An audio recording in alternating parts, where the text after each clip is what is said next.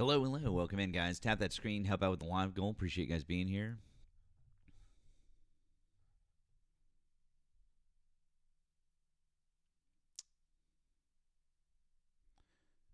Let's see.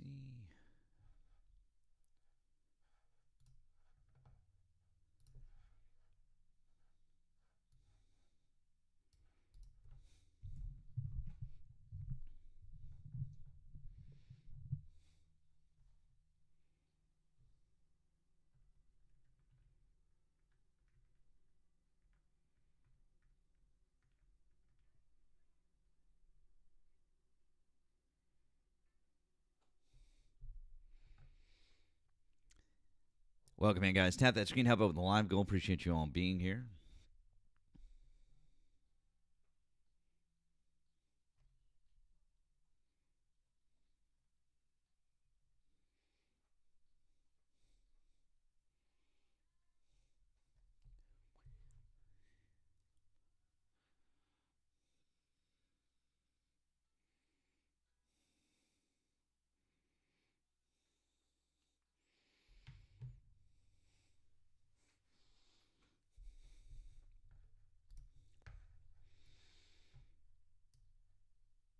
Dedicate this song to Don Jr.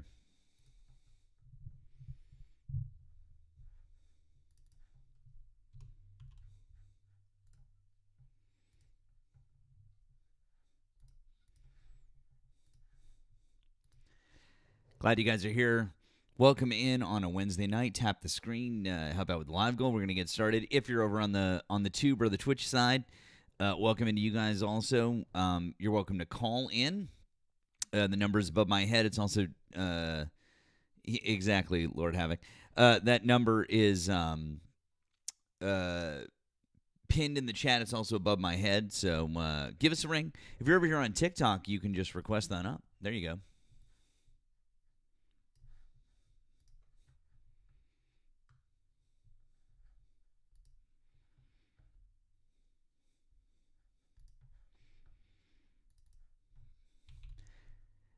Oh, yeah, I debated Andrew Wilson once. He even had people in the comments of his own video saying that I was right, which was pretty crazy. On his own YouTube video, people who follow him, some of them were saying that I was right about that. Also, he edited the video down, which is pretty funny. He does that. In fact, he debated our friends Hector and Erika the other day, and he did the same thing. He posted an edited debate, but they have the full video. The only thing was he waited about 4 or 5 months after our debate so that I couldn't post the unedited debate, which is pretty funny. Oh, well.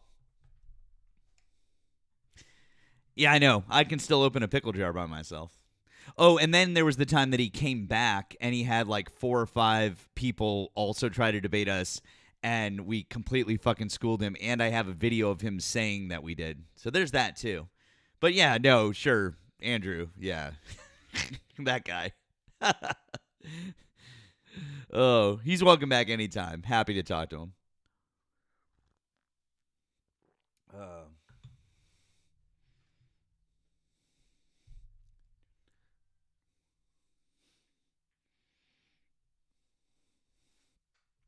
Once again, guys, if you voted for Donald Trump, hop in the box. Let's have a conversation. Appreciate you all being here.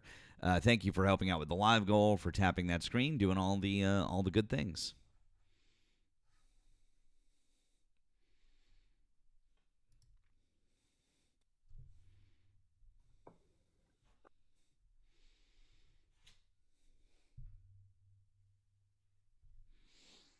All right, let's see what we got here.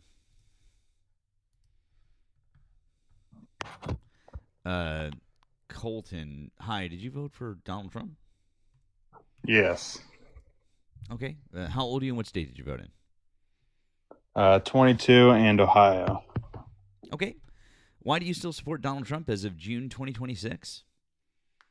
I think it's more of supporting the vice president more.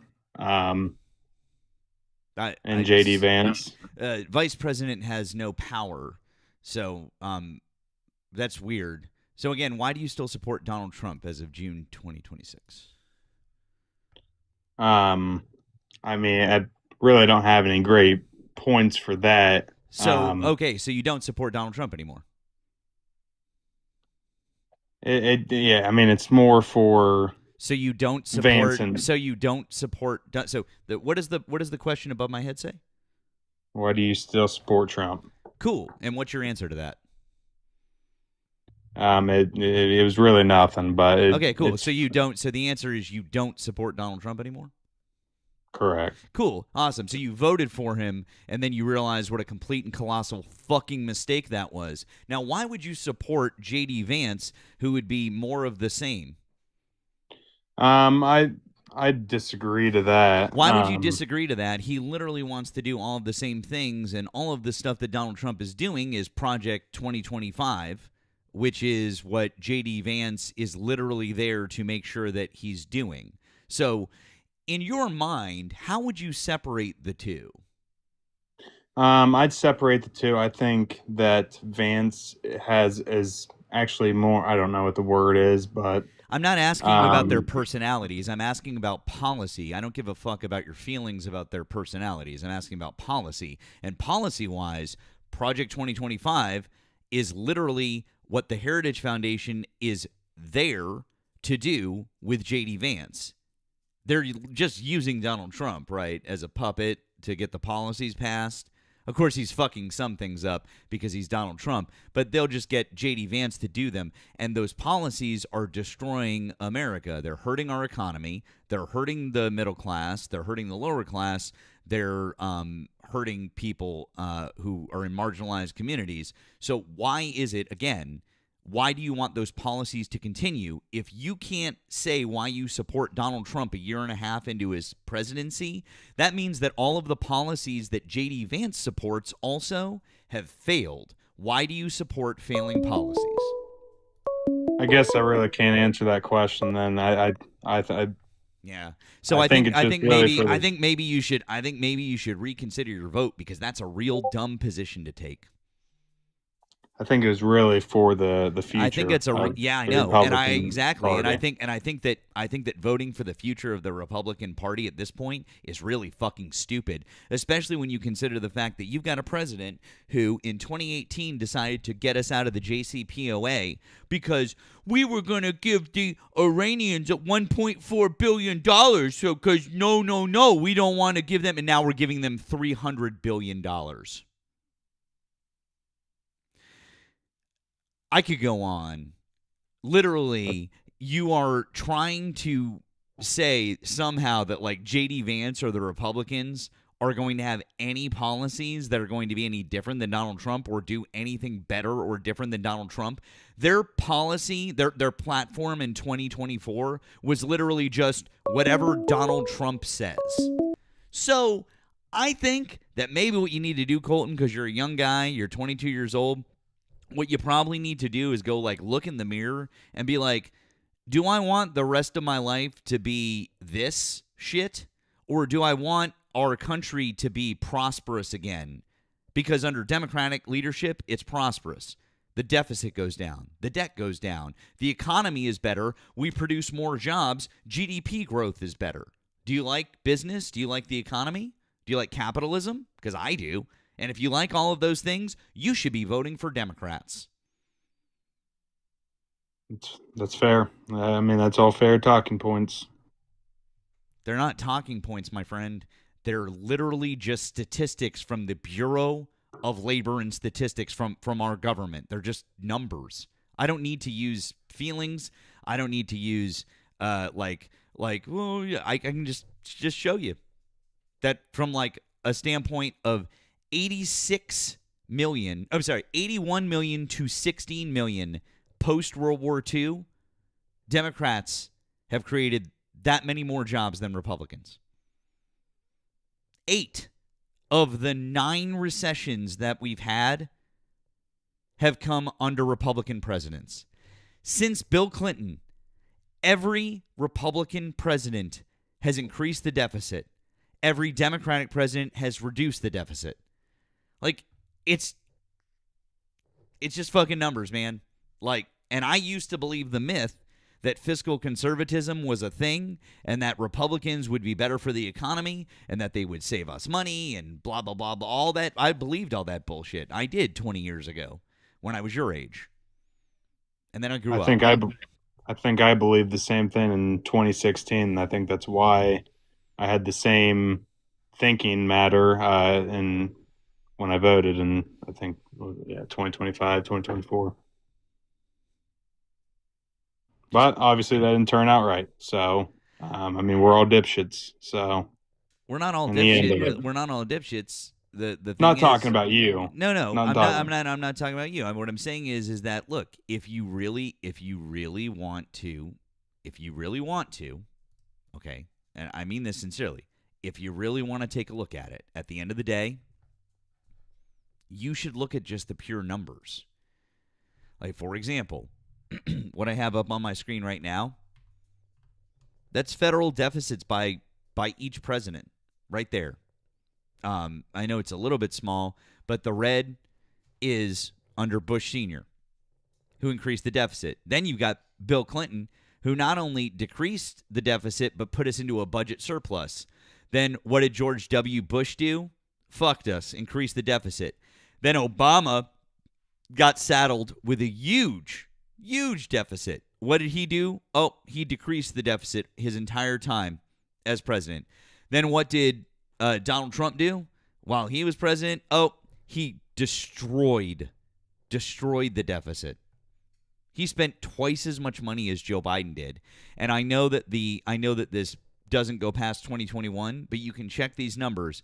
Every year past 2021, Joe Biden reduced the federal deficit. He reduced deficit spending. He spent half as much money as Donald Trump did. Fiscal conservatism is a myth. They do not spend less money than Democrats. They don't do better for the economy. If I could give you one takeaway, because the only thing I hear basically from people your age, from guys your age, I hear two issues.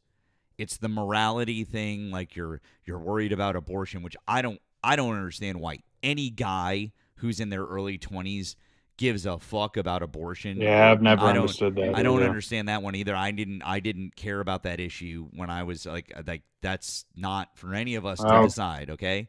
But kids these. Sorry, no, what are you going to say? I'm just saying, kids these days, I think are. I think. I mean, I don't know the statistics exactly, so I don't want to lie, but I think kids these days are having more kids than back then. They're Maybe having that's they're actually having less. In fact, the birth rate has decreased, less. and that's actually a problem. That's actually what a thing that Republicans are upset about is that's decreased. But that's neither here nor there. But the bottom line is that so I don't understand why they care about that. But the other thing that I hear them say that they care about is the economy. If you care about the economy, you should never vote for Republicans.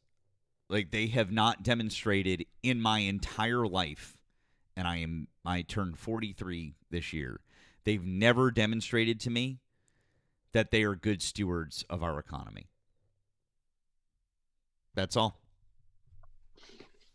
And I mean, that's fair. And I think the whole thing with Trump, the biggest thing is probably because he was a big businessman back in his early days. And I think that's what kind of fucked him becoming a president. Now that I realize it here in the second term. He was a big businessman back in the day. But the thing that people forget is that from 1986 to 1996, he lost $1 billion. Like, he's not a good businessman. He was just a businessman. He went bankrupt 6 times, like we all know. And the only reason that he was ever able to recover from losing $1 billion and all of his bankruptcies and no U.S. banks lending money to him, like that's why the only banks that would lend him money were like Russian banks or like Deutsche Bank and different things. Like American banks stopped lending him money. The only reason he was ever able to overcome any of his financial difficulties was because he got $400 million in 1999. It was 98 or 99 when his dad died. He got his portion of his dad's real estate empire. So he got like $400 million. That's it. Like, if I had $400 million, I could also make all of my financial problems disappear too. Um, Yeah. Yeah. so like, that's not being a good businessman. That's just having a shitload of money. Anyone who has a shitload of money can generally make a lot more money. And that being said, he still sucks at it and still did such a bad job at it that if he had just taken his original inheritance that he got and stuffed it into an index fund, he'd be wealthier than he is today. Like, it's like if he didn't do anything, he'd be wealthier than he is today, which I think is pretty damning. If you want to color yourself to be a good businessman, just being like, yeah, sitting your money in a fucking index fund in the S&P 500, like that doesn't say a lot. That doesn't mean that you're doing anything. Yeah. No, I agree. I agree. I'm just saying. I'm just saying, man. Yeah. That's all. No, no, Just giving you some I food do for thought. totally agree. That's all. So, I do have one question, dudes. What do you recommend for like statistics wise looking up on the internet what's a or good? even news, political news? I I read. I like to read AP. I like to read the BBC. I like to read Reuters. They're all incredibly unbiased. If you want to listen, if you want to read a political blog, read The Hill. They're center to even to center right. I mean, somebody pointed out to me, I've been calling them center right for a long time. I thought they were a little bit more right leaning, and I actually didn't really care. But they're center from the newest like reports that I've read. So I would recommend The Hill as a political blog if you're interested in political blogs. But I also, if you go like if you want to find something that will give you multiple uh multiple sources, I'm a an associate with Ground News. You can find a link in my profile. You can do like a free trial with them if it's something you like. I forget how much it is. It's really not that expensive, but you can get like a 40% off thing with me. But even you don't have to do that. I'm just throwing it out there because I find it to be an interesting way to read the news because they will give you a headline, right? A piece of news, and then they'll show you like here's some right leaning sources, here's some center leaning sources, here's some left leaning sources, and you can see what different people are saying about different issues, which I find to be very helpful and very interesting.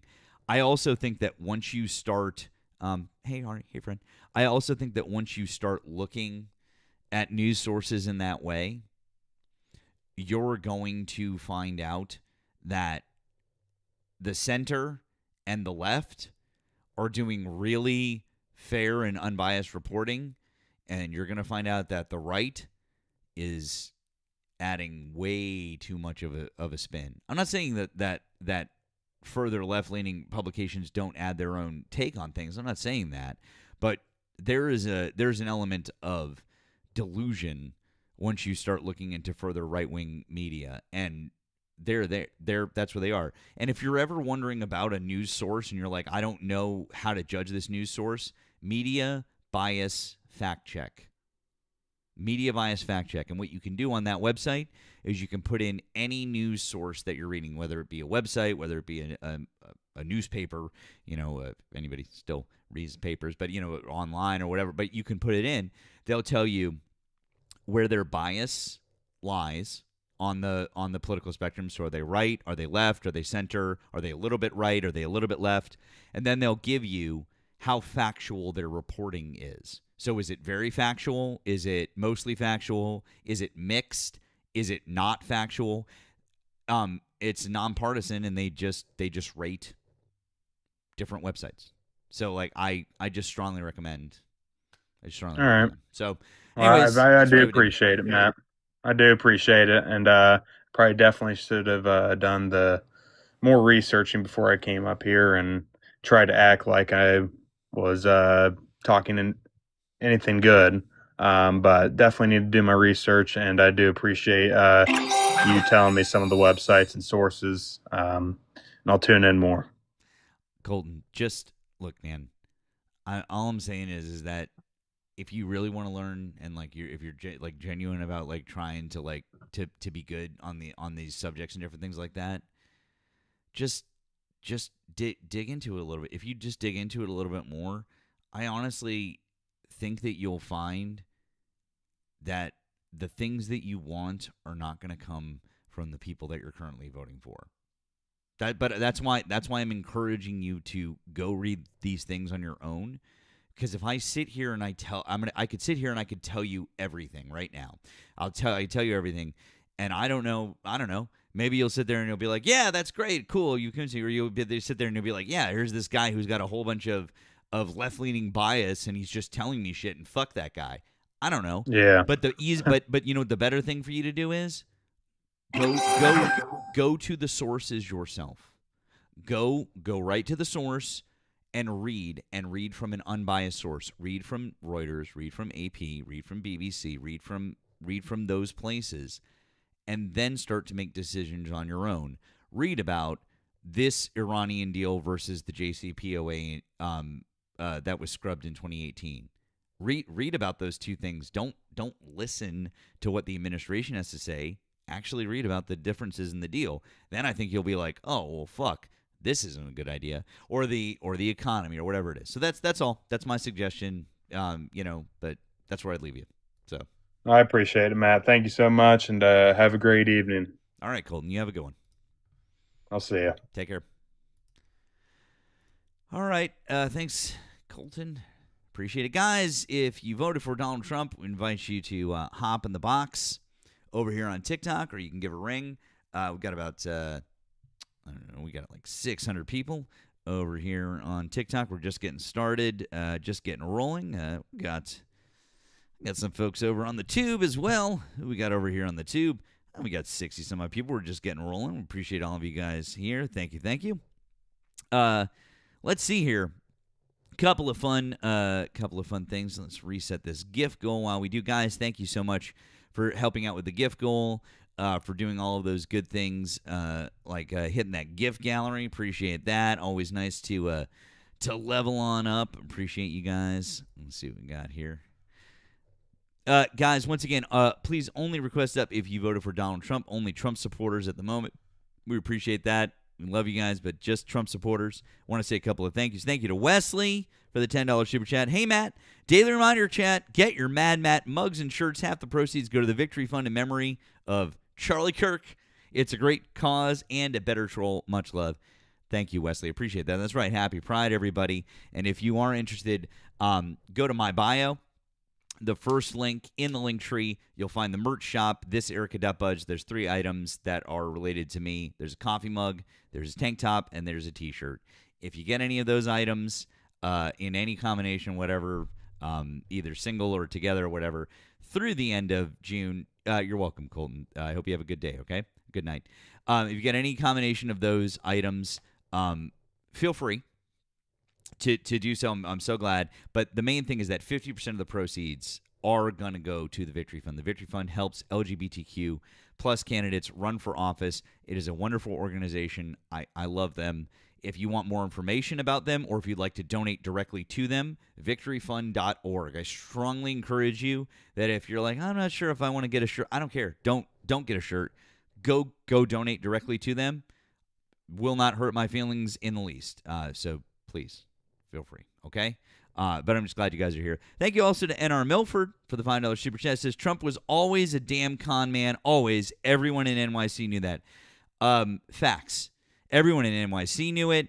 Everyone in New Jersey knew it. The people who worked for him, his vendors that he stiffed, all of these people, they all knew it. Want to say thank you also to Gentle Fist on the Blue app. Thank you to Gentle Fist. Thank you. It says $4.10 because Trump has made about $4.1 billion from his presidency this term. He actually is doing better for himself by robbing the American people. That is correct. Gen X leftist is 100% correct, and he knows what's up. He's actually doing better and making more profit by fucking the rest of us over. So I guess the moral of the story is that if you're a shitty businessman and you failed in all of those other areas of your life, then instead become president and fuck the rest of us over. Good times.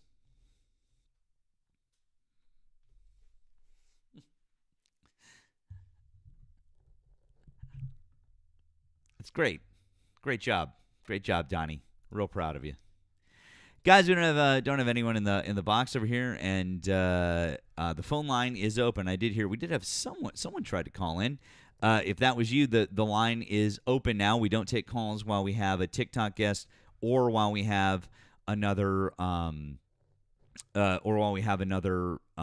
caller in place. Just FYI, but we are completely open now. So if you voted for Donald Trump, hop in the box. We just want to talk to Trump supporters at the moment.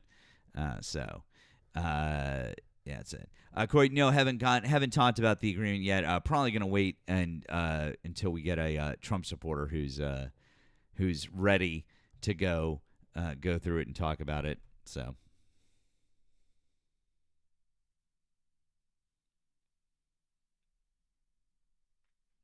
Okay.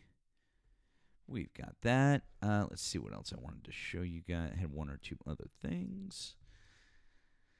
Yeah, we did that. Oh, I showed you guys that already. That's right.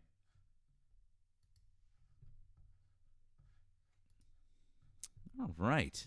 And once again, glad you guys are here. He is no gentle fist. Oh boy.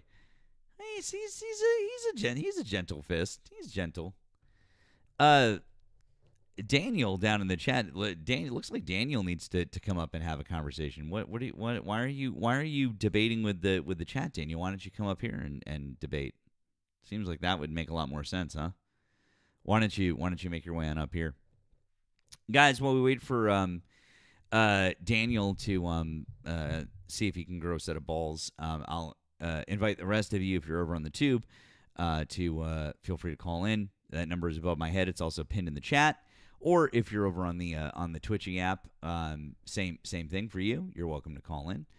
If you're over here on TikTok, all you have to do is hit that multi-guest button and pop on up. It's real simple. It's real easy. So, Daniel needs a gentle fist? Oh, interesting. He says, I haven't read the report to bring it to your very pressing... I don't know what that means. Is Daniel okay? I don't think he's okay. Like he might be having a problem. I don't know. That's weird. Anyways, anywho's, like I said, glad you guys are here. The G7 has been an absolute disaster for Trump. Just an absolute fucking disaster for Donald Trump. He looks like shit. He's been quoted as saying some insane things. Nothing ever happens. Why are you begging the chat to come and talk to you? No, nothing ever happens. I'm not begging the chat to come and talk to me. I'm trying to see if there's any people who support Donald Trump anymore. Apparently, there's not. So, yeah. I guess I'm just assuming that nobody actually supports him anymore because they don't want to defend him. That's all. Oh, really, RM? You should come up and tell us all about that. That's weird. So crazy. Tell us all about that. That's wild. Yeah, there you go. Gentle Fist got you. He's invited you to come on up.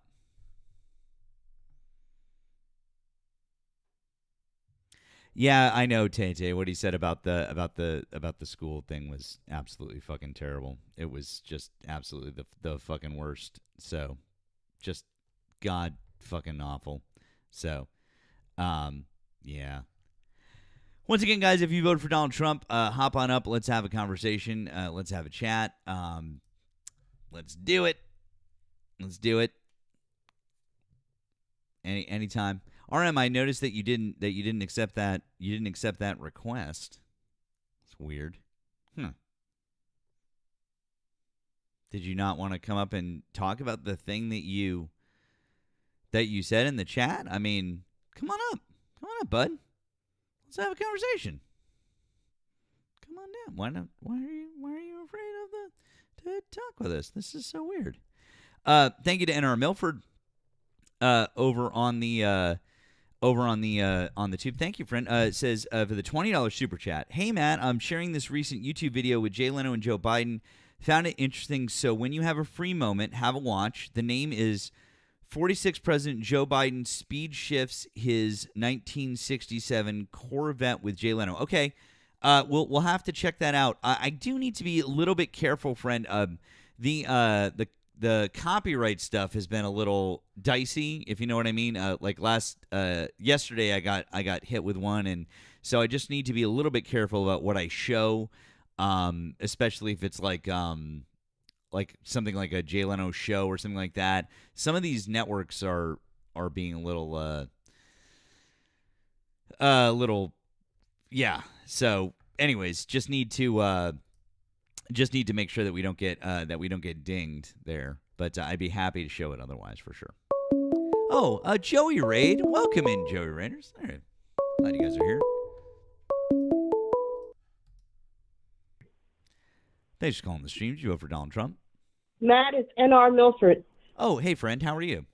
I'm well. That's for you to watch, not to play in the live. Oh, for me to watch. Oh, friend. Yeah, oh, okay. I'm sorry. I thought you found it interesting. Oh, of course. No, I'll definitely watch it. I was just saying. I've gotten a flag with the with like playing certain things like that. It's been really weird. Like some news stuff has been fine. Like different clips have been fine, but then other stuff like from shows. If I've been tried to play clips, it's been especially over here on TikTok. They've been like, absolutely not. So that's the only reason why I said it. But no, of course I'll check it out. No, absolutely, yeah. Yeah, absolutely. I hope everybody else in the chat will check it out too. It was really fun watch. I'm gonna I'll read the title out. I'll read the title out again to everybody. But I appreciate it. No, I will definitely watch it. I just wanted to let you know, as like sometimes I just wanted to make sure you knew I wasn't like avoiding it or anything like that. So I know that. There's no problem. Take care of yourself. Thank you, friend. I really appreciate you. I hope you have a great night. Bye-bye. Okay. Hey, can I get obviously W's in the chat for our friend NR Milford. Awesome, lovely supporter of the live. Thank you, friend. Let me tell you I want to tell you the title again. Of course, if you're over on the tube, you can see it right there in the super chat window. It says the title is 46 President Joe Biden speed shifts his 67 Corvette with Jay Leno. Okay, so I will definitely check it out. Absolutely. Someone over on the tube says, I'm not a Trump supporter. My parents are. I need to be able to talk to them about facts and truth, but they subscribe to Kellyanne's definition of truth. Can you help? Avalon, that gets a little bit dicey. It gets a little bit dicey, friend. I would say that it depends on what their most important issues are. I find that I find with people like that, if you're trying to get through,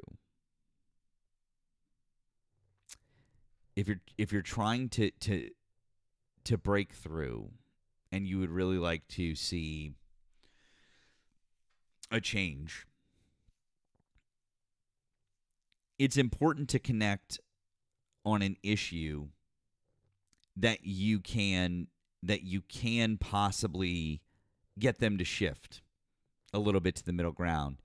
What I've found is that if you can prove to them that a source is reliable in a particular way, and do it on a maybe it's a smaller issue, maybe it's an issue of lesser consequence to them, but whatever it may be, if it's something that can that can be shifted a little bit, just shift them off of their position, but you could use a source that is reliable and that's good.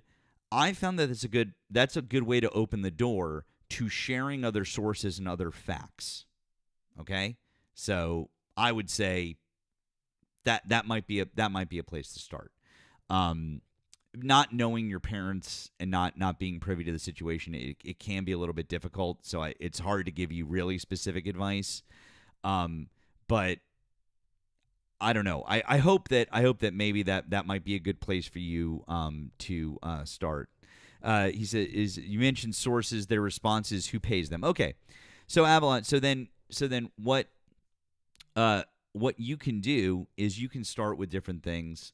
Um, like for example, the Cato Institute is one of my all-time favorites because the Cato Institute. You say, well, who pays them? Well, one of the Koch brothers. How about that? They're libertarian. They're right leaning. And I mean, if they're going to argue about the Koch brothers, say, well, they're major donors to the Trump campaign. So if they want to argue with that, then then that's a problem. And of course, the Cato Institute, they're the ones who are telling us that undocumented immigrants are huge contributors to our society, not net negatives, right? They're the ones who are telling us that universal health care would be a net positive, not a net negative, et cetera, et cetera. So that's a great place. I mean, I find that that's a great place to start. But like I was telling that other guest, Colton, Media Bias Fact Check is an excellent website to go to and just to start to show them things and be like, here, put in a website and then see what it says about how do they lean and are they giving factual reporting and different things like that. I understand that it's going to be difficult, and if they're super dug in, if they've got their heels firmly planted, you may not be able to make any traction with them. I understand that. I really do. So, but that would be a place I would start. So, it's just an idea. Like I said, it's really difficult without knowing people, without knowing their circumstances, without knowing what they might be predisposed to listen to, where they're at emotionally, different things like that. I had the same situation with my girlfriend's stepmom, and talking to her, and I learned a very difficult lesson with that, which was that I couldn't talk to her the same way that I talk to other people. I couldn't. I had to learn how to weave my way around certain issues, and I actually firmly believe that although I avoid talking politics with her, I firmly believe that if given the opportunity, that I could probably slide her on a path away from believing what she believes, or convince her that what she believes is already on the left. Like, there's a bunch of different things that I'm sure that I could do with her, but that's neither here nor there. So, anyways, I don't know, Avalon. I hope that helped a little bit, but anyways. Guys, if you voted for Donald Trump, please hop in the box. Let's see what we got here. This isn't. I think this is a Trump supporter. Valerie, are you a Trump supporter? You're not a Trump supporter. Mm-hmm. Valerie is very engaged with the live. She's having an absolute fucking blast over here. So.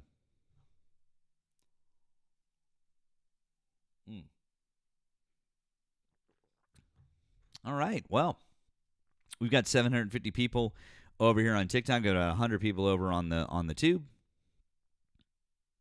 And yeah, apparently no Trump supporters want to talk tonight. This is crazy.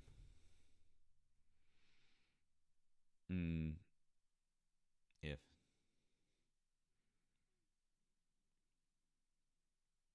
Oh, okay, Crow. I see you. I got you. Thank you, friend. I will be on the lookout.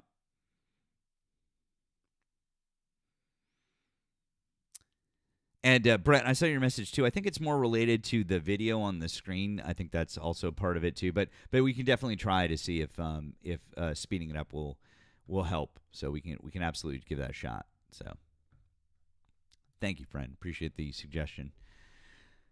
All right. Yeah, I know. Last night we had a whole bunch of people. Did Raymond apologize? Why would Raymond apologize? Raymond wouldn't apologize for shit. Also, he can fuck right off. I don't fucking care.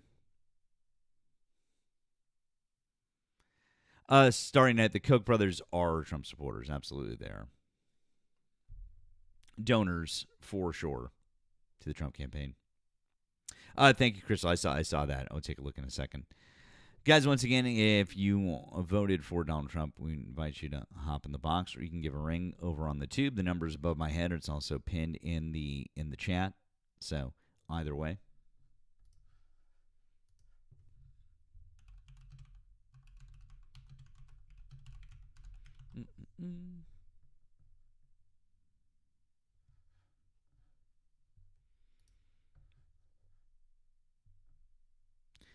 You're just talking, by the way, starting out. You're just talking about the 2024 campaign.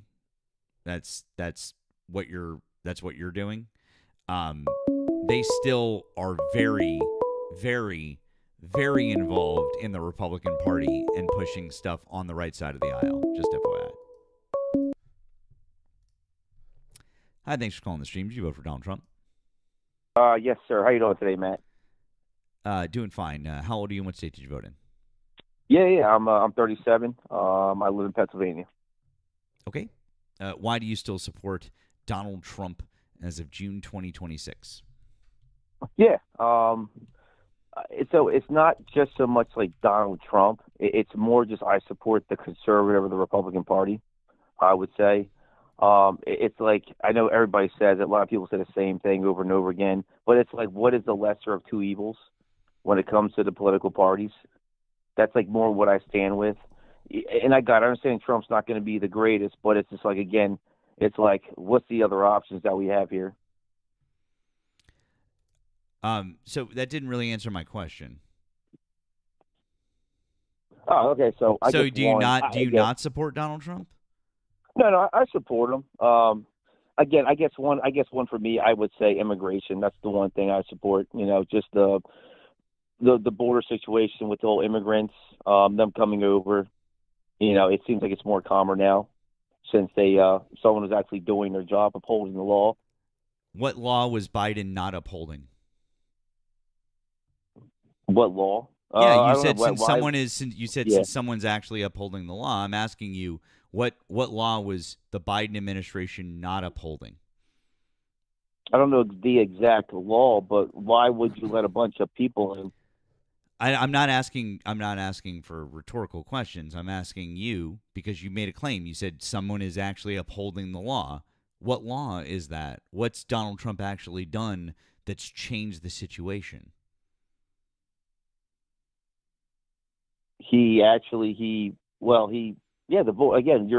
letting an influx of people in. How? He's just not, you keep saying the same thing, my friend. But I'm trying. Okay, we'll try this again. Thank you, Hector. Hey, bud. Specifically, you're saying that there is a difference between. You're saying that there's You're saying there's a difference between Joe Biden and Donald Trump. Correct. Instead of I understand what you're saying is one of them quote unquote let more people in. That's just really vague and it doesn't make any sense. I'm asking specifically, what has Donald Trump done differently than Joe Biden? What law did he pass? What law is he upholding, not upholding? What is different? And if you can't enumerate what that is, there might be a problem with your argument. It might be that Donald Trump isn't actually doing something different. It might be that Donald Trump didn't actually fix the problem. How would he not fix the problem? So who are these random people coming in during the Biden administration then? Why are you asking me about the Biden administration? I'm still asking for you, sir, to please, can you expound on your point and the claim that you made? And if you can't, you're going to need to concede the point because you can't explain how Donald Trump has done anything that you're trying to say. Yeah, just to give you an answer, so to answer it, I don't know the exact law per se to give you that answer, but again, as of right now, I think we'd agree on that the amount of border crossings is less. But whatever he did, Can you show me on cbp.gov or on dhs.gov where I can see the number of border crossings that have happened in this country? Well, we would have to Google it then, right? We'd have to go on the website and say Here, I'll the number of here, crossings. I'll help you out. That number Yeah, let's do it. that number doesn't exist. Why not? If we knew how many undocumented border crossings there were, would they still be undocumented? Correct. Yes, because they're non-U.S. yeah, citizens. right? No, I'm saying, okay, if we knew that they crossed the border, we would just go and get them. We don't know how many people cross the border. The number that we do know is encounters at the border, and an encounter is when a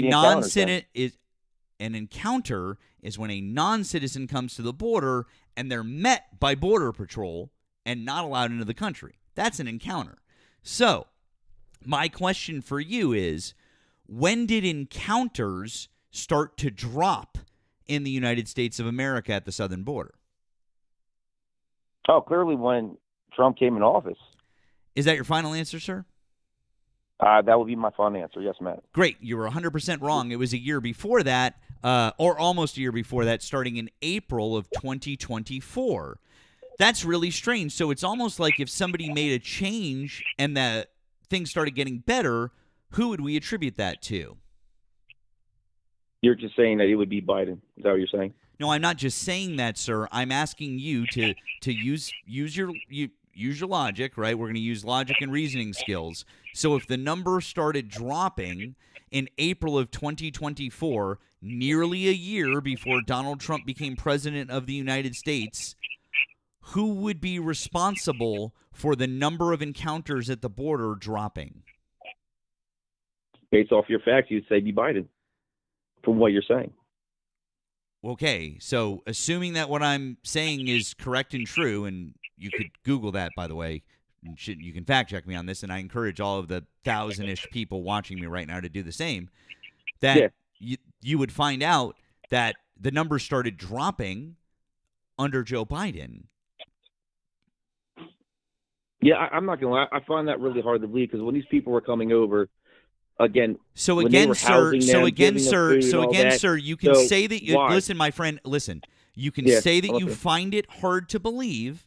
But here's the thing that I keep trying to get from you, and I'm asking very nicely.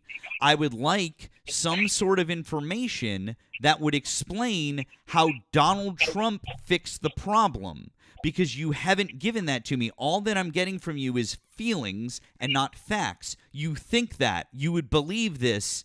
That's all that I'm getting from you. Give me an actual explanation. What did Donald Trump do? Donald Trump literally used ICE like he's supposed to. Sir, to round these people rounding people up, sir, down. I'm going to stop you right there. Rounding people up with ICE doesn't affect encounter numbers at the border. Try again. Well, it kicks people out that if they're non-U.S. citizens. Yes, correct? that's if they don't belong here, they deportations. leave. That's deportations, not encounters at the border. That's number one. And number two, his deportation numbers were lower than Joe Biden's deportation numbers year to year, 4 years to 4 years. And then so far, since he's become president, he's deporting at a monthly average less than Joe Biden. So aside from the fact that it doesn't answer my original question, he's still doing a worse job than Joe Biden was. But put that aside, it still doesn't answer my original fucking question, which is, if you're claiming that Donald Trump did something to make the border better, what did he do? Again, the answer to give you the answer. Again, he clearly rounded up and got these people up out of here, like what he did. Sir, that didn't affect the number. Okay, all right. I'll slow it down here. I'll slow it down. I think you might be. Okay, I think you're confused. I'll help you out. Let's slow it down. I'm not confused. No, it seems like you're confused. It seems like you're confused. I'm not. All right, great. What is an encounter? No. Sorry. Okay, here we go. You've been talking the entire time. Yeah, because you're not actually answering. You just keep saying the same thing and giving your feelings. So let's try to use some logic and some feelings. Okay, bud. These people are here illegally, right? You people, and you guys don't. You're just feelings. Snowflakey feelings. I want to talk about facts and numbers. You want to bitch and moan like a little bitch. Shut the fuck up and let me explain some fucking facts to you, or go whine like a little bitch to your. But go cry in your beer. Go run away, or let me talk about some fucking facts. I don't drink. You probably should, because you really suck at this. No. Anyways, let me help you out with some fucking facts and figures. I know for one thing. Let me help you out with some fucking facts and figures, because you shut the fuck up, because I'm sick, because I'm tired of you. Shut the fuck up and listen. No. I am trying to listen. You keep screaming the entire time. So stop. If you're trying to listen, you wouldn't be talking. You're not trying to listen. You're just trying to talk. Go ahead. Use your white supremacy on me. Go right ahead. I'm listening. How racist are you? Good. First of all, I'm a black person. Can you not stop screaming at me using your whiteness? I think that's kind of racist of you, by the way. You cursing at me. I think that's kind of rude. Don't you agree? Nope. You can fuck right the fuck off. How about that? Fuck you. How does that sound?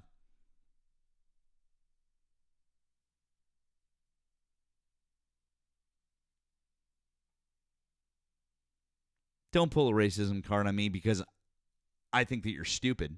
Because you're fucking stupid. Sorry. You can pull out the racism card for so many fucking things, okay? And by the way, 100% valid for so many fucking things in this country. Don't diminish actual fucking racism. Don't do that.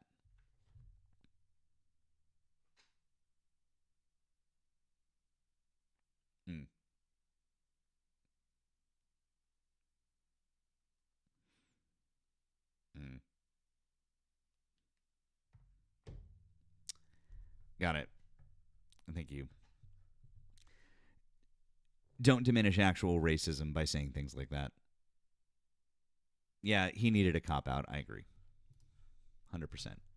Hey, look, it's our friend Hector. Look at that. Hey, Matt. Hey, friend.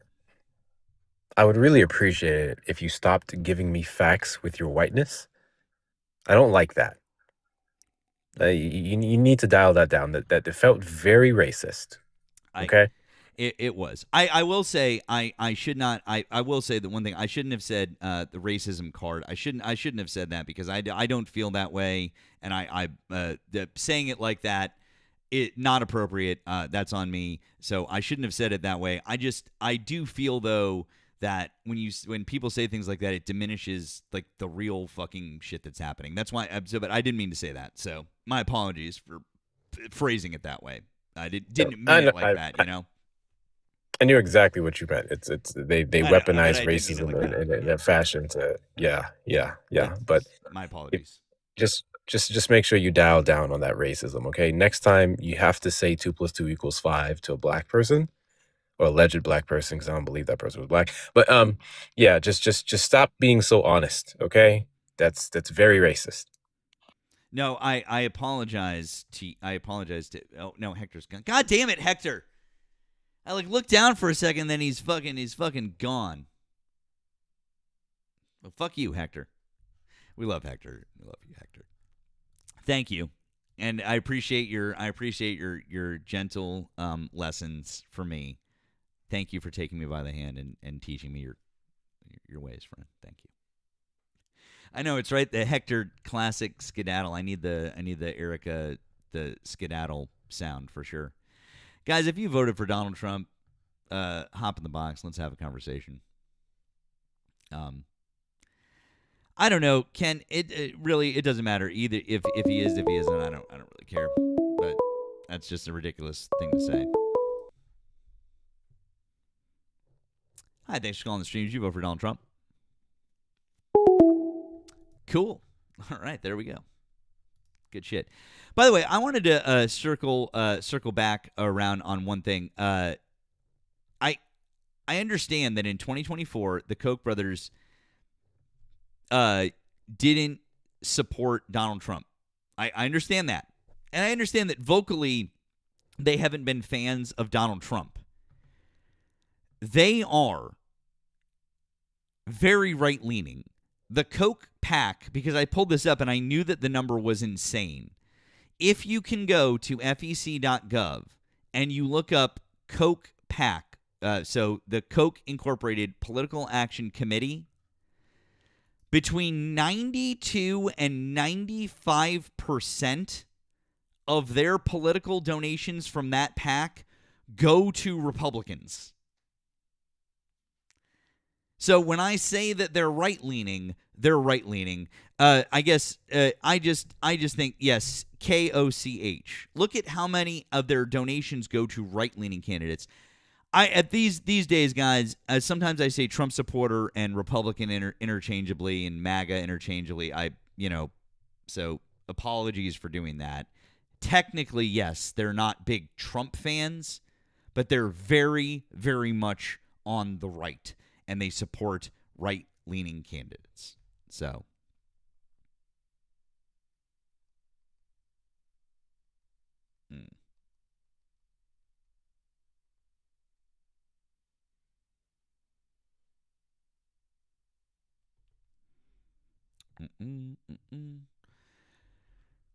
All right. Well, anyways, once again, guys, if you voted for Donald Trump, hop in the box. Could have a conversation over here if you're over on the tube. Over on the tube. Call in. Let's have a chat. Allie, hi. Did you vote for Donald Trump?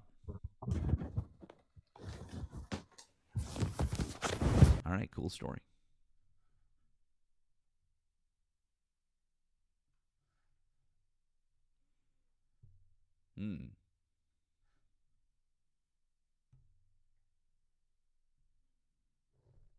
I hopefully she's okay. It was probably just see pocket request. There you go. Allie just had it. We were just hanging out in Allie's pocket, non-consensually. I might add, non-consensually.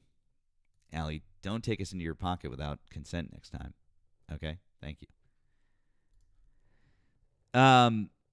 Gifts aren't tallying. I don't know. There seem to be on. Everything seems to be working because they are coming through. But I don't know, guys. Not sure what to say. So. Once again, guys, if you voted for Donald Trump, I'd like you to hop in the box. Let's have a conversation. You're fine, Allie. You're good. Or you can give us a ring. Give a ring at the number above my head. It's also pinned in the chat over there. Would love to have a conversation with you. Hey, thank you to Kay Weiser for the mystery gift over on the tube and the jewels. Thank you, friend. I really appreciate that. Appreciate you guys being so generous. If you'd like to offer support, I would really appreciate it. You can do so via links in my bio or via down in the description. That would be great either way. So, thank you. Otherwise, I don't know. How's your day, guys? How you guys doing? Oh, look at that. That's cute. TDS Urgent Care. You guys are funny. You guys are cute little trolls. No, you guys are cute.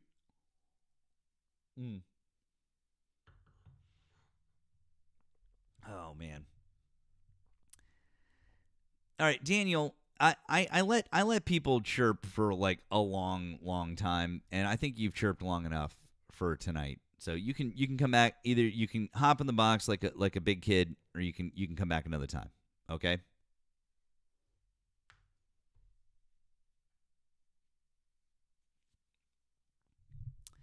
Anytime. Not anymore, Casey.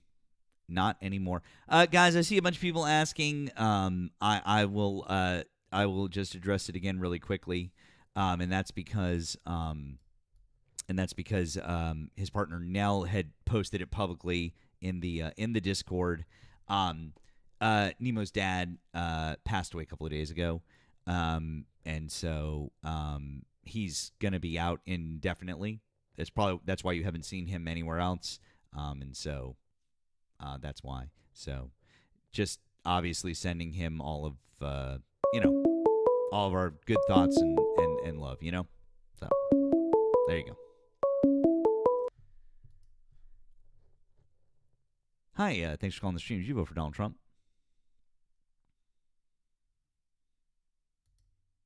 Hello, caller. Hello.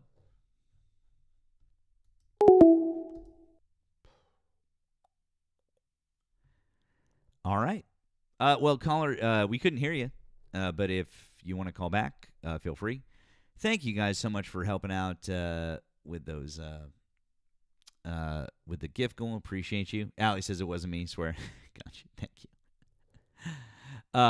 So that's good. Oh, hey, Cassie. Hey, friend. I haven't had a chance to listen to any of those songs yet, but I'll get on. I'm excited to get some new music. Life says Trump, best president ever.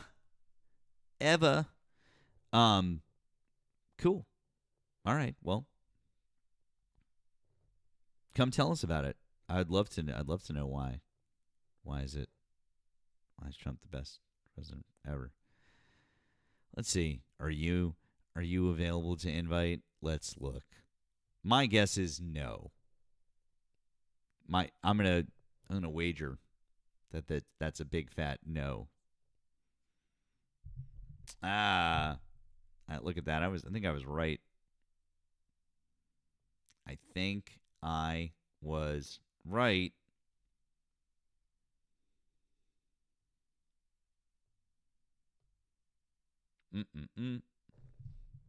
Womp womp.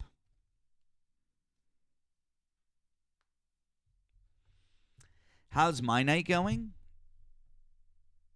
I mean, I don't know. You're looking at it. It's been fine so far. It's been fine. Good.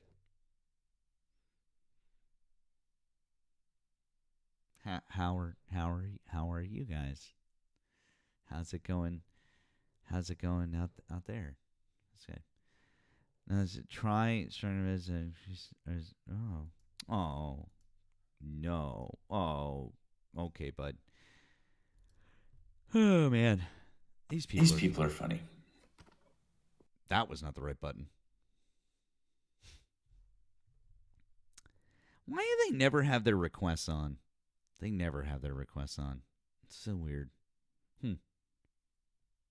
It's almost like the only thing they actually want to do is they just want to hide down in the chat, and they're total cowards. Isn't that weird? That's so weird.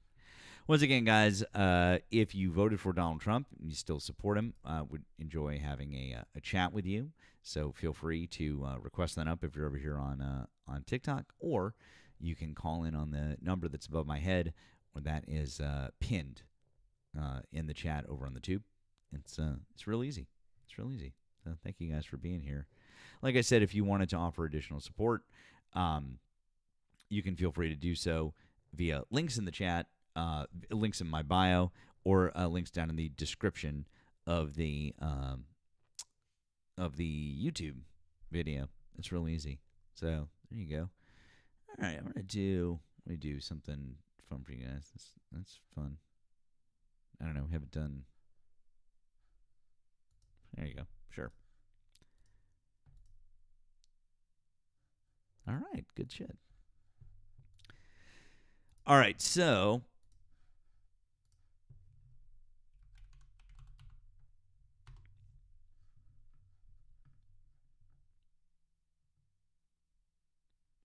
I want to go over, since we got a few minutes here.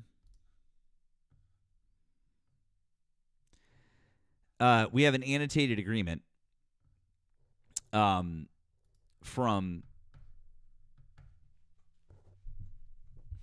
I know, right, Neely? We won. We beat MAGA. That's crazy. Did I see that Trump wanted to sell Puerto Rico to get Greenland? What?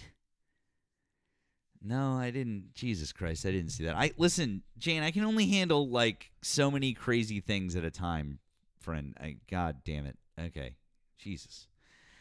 No, we'll have to look into that after. But okay, so the New York Times, as well as a bunch of other media outlets, they had a call with with an official from the White House who spoke on a condition of anonymity.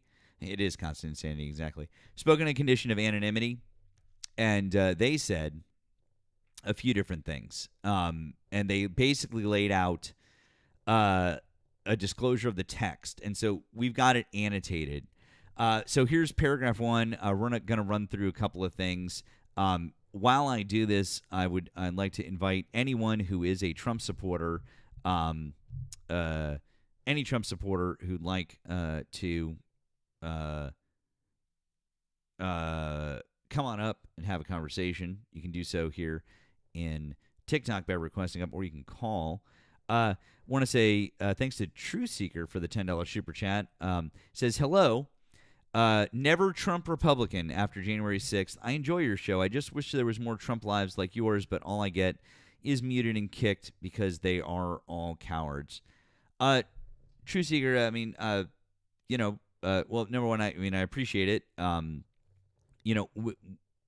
Generally, if somebody wants to have a genuine conversation, I'm very much on board with that. I think the problem is that when people decide that being disingenuous is the way to go, and they won't acknowledge what's happening. I do think that never Trump Republicans tend to have a better perspective on things. So I appreciate it. Thank you. But yeah, I understand what you're saying. I'm glad you like the show. I'm glad you enjoy watching. Like I said, we do try to have productive conversations when people are willing to. Okay. All right. So this is paragraph 1 from the agreement, and again, this is straight from the White House. So if you don't like it, take it up with them. USA and Iran and their allies in the current war, by signing this MOU, declared the immediate and permanent termination of military operations on all fronts, including in Lebanon, and undertake from now on not to initiate any war or any military operation against each other, and to refrain from the threat or use of force against each other, and ensuring the territorial integrity and sovereignty of Lebanon. The final deal will confirm the permanent termination of the war on all fronts, including in Lebanon, and other provisions of this paragraph. They mentioned Lebanon by name 3 times. 3 fucking times in that first paragraph. They're based on what he said the other day. We played the clip the other day of him talking about Lebanon, which on one hand, I was like, what the fuck is this good take that he has? Weird. On the other hand, I was pissed at him because he's like, they used to be good. They had doctors and like Lebanon still has fucking phenomenal doctors and scientists and incredible people. Like, fuck off. Like, it didn't just stop one day. But it's neither here nor there. But they literally are basically saying, like, here you go. We are very specifically including Lebanon. There is no way that you can interpret this in any other context. Lebanon. Here it is. That's what we're doing. Okay. Paragraph 2. The U.S. and Iran undertake to respect each other's sovereignty and territorial integrity, and to refrain from interfering in each other's internal affairs. That has to do with, I think, with us calling for people in the country to overthrow their government. That's probably why that's in there.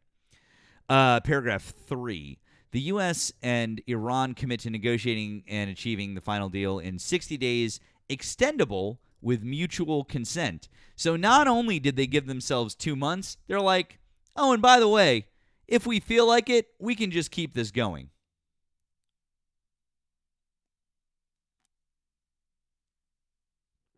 Because why the fuck not, right? Just like if we both agree, we'll just keep it going. This is a really holding their feet to the fire, huh? Immediately upon the signing of this MOU, the U.S. will begin the removal of its naval blockade and any disturbances or impediments against the Islamic Republic of Iran, and will fully end the naval blockade within 30 days. During this period, the traffic of vessels will be in proportion to the number of pre-war traffic being restored by the Islamic Republic of Iran. The U.S. Further undertakes to remove its forces from the proximity of Iran within 30 days after the final deal. So basically what they're saying is like, so we're going to remove the blockade, right? Iran will be free to export, like their ports will be open. That's a huge win for Iran.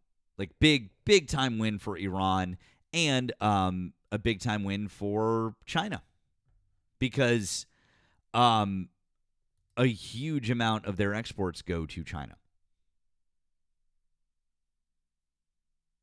I want to say it's a majority. I would need to double check that, but it's a very large amount go to China. So, anyways, and by the way, just want to point one thing out here on that point.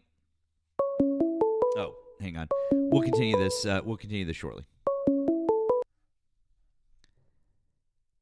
Hi, thank you for calling the stream. Did you vote for Donald Trump? Yes, I did. Okay. How old are you and what state did you vote in? 29, Oklahoma. Okay. As of June 2026, why do you still support Donald Trump? Well, I wish he was harder on deportation, so I guess my support is waning. Okay. So why do you still support him? What do you like that he's doing right now? Oh, I don't support him in so much he's not going as hard as he possibly could on deportation. So the only issue that you care about is deportations. There's others, but that's the premier one.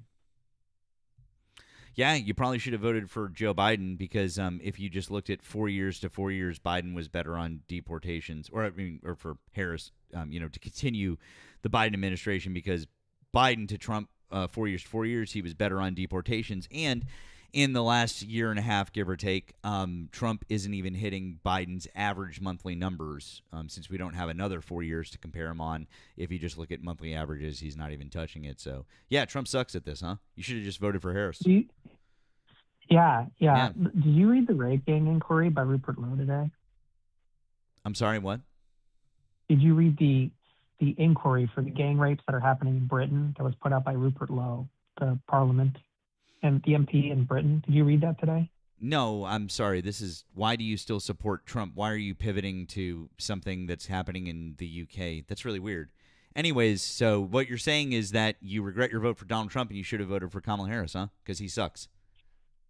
Well, the point that I was trying to make was that report could act as I'm so sorry. What I said was, I'm so sorry. When I said, got it. Oh, so now we're doing hypotheticals? Oh, yeah, you hung up because, yeah, get the fuck out of here, you fucking bigot.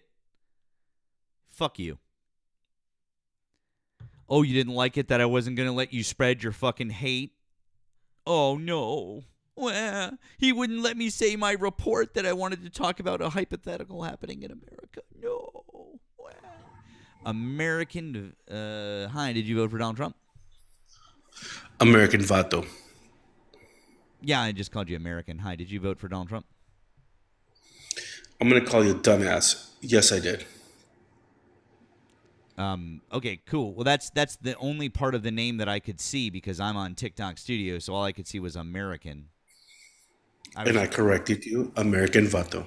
Right, and I'm just not going to call you your whole thing every single time. You can obviously see that my name is Matt. So you can call me Daddy if you want.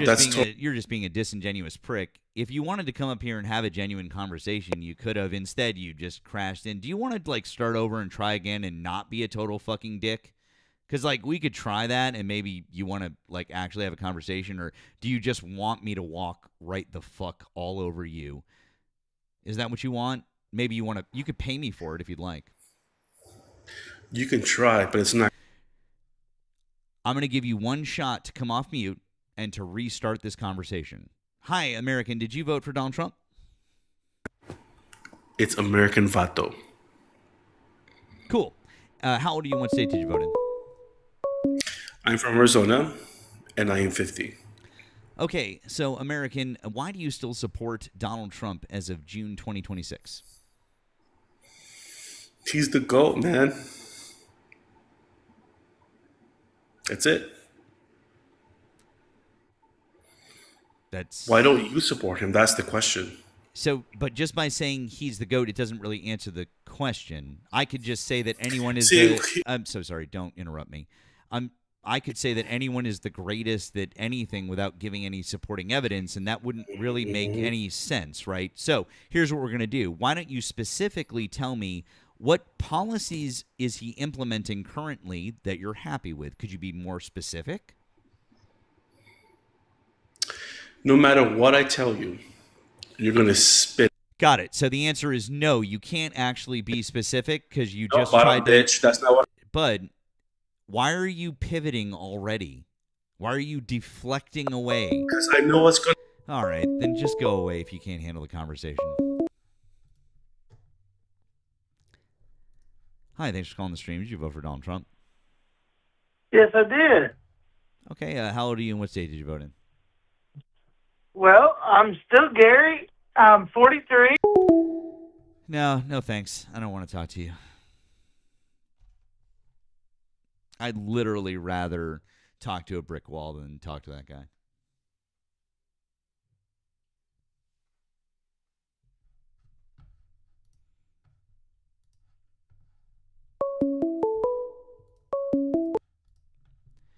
Thanks for calling the stream. Did you vote for Donald Trump? No, I didn't. Okay, cool. Well, you have a great day. This is just for Trump supporters.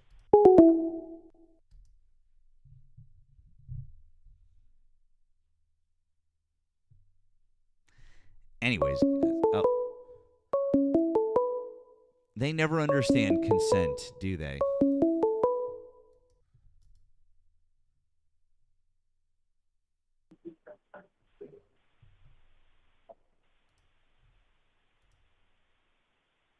Come on, man. We can have a conversation. Are you religion?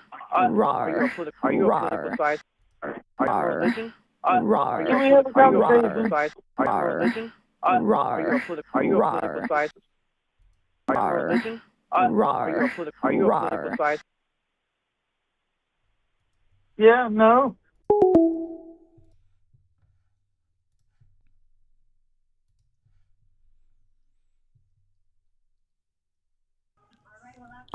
Brooke, hi. Did you vote for Donald Trump? No.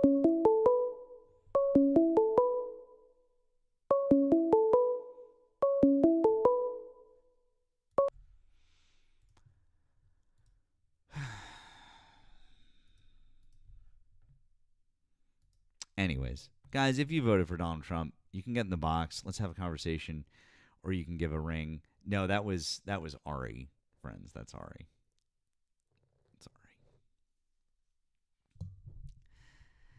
Yeah, Matthew, I saw that, but yeah, I appreciated his tact. I don't think I want to do it. Oh, you're fine, Brooke. Don't worry about it. It's all good. We don't mind the accidents. It's all good, friend. All right, let's see here. Hey, thank you to our friend Wesley. The $5 super chat just says, "Here's 5 because you deserve it." Well, thank you, friend. I appreciate that. That W is Wesley. Thank you for calling the stream. Did you vote for Donald Trump?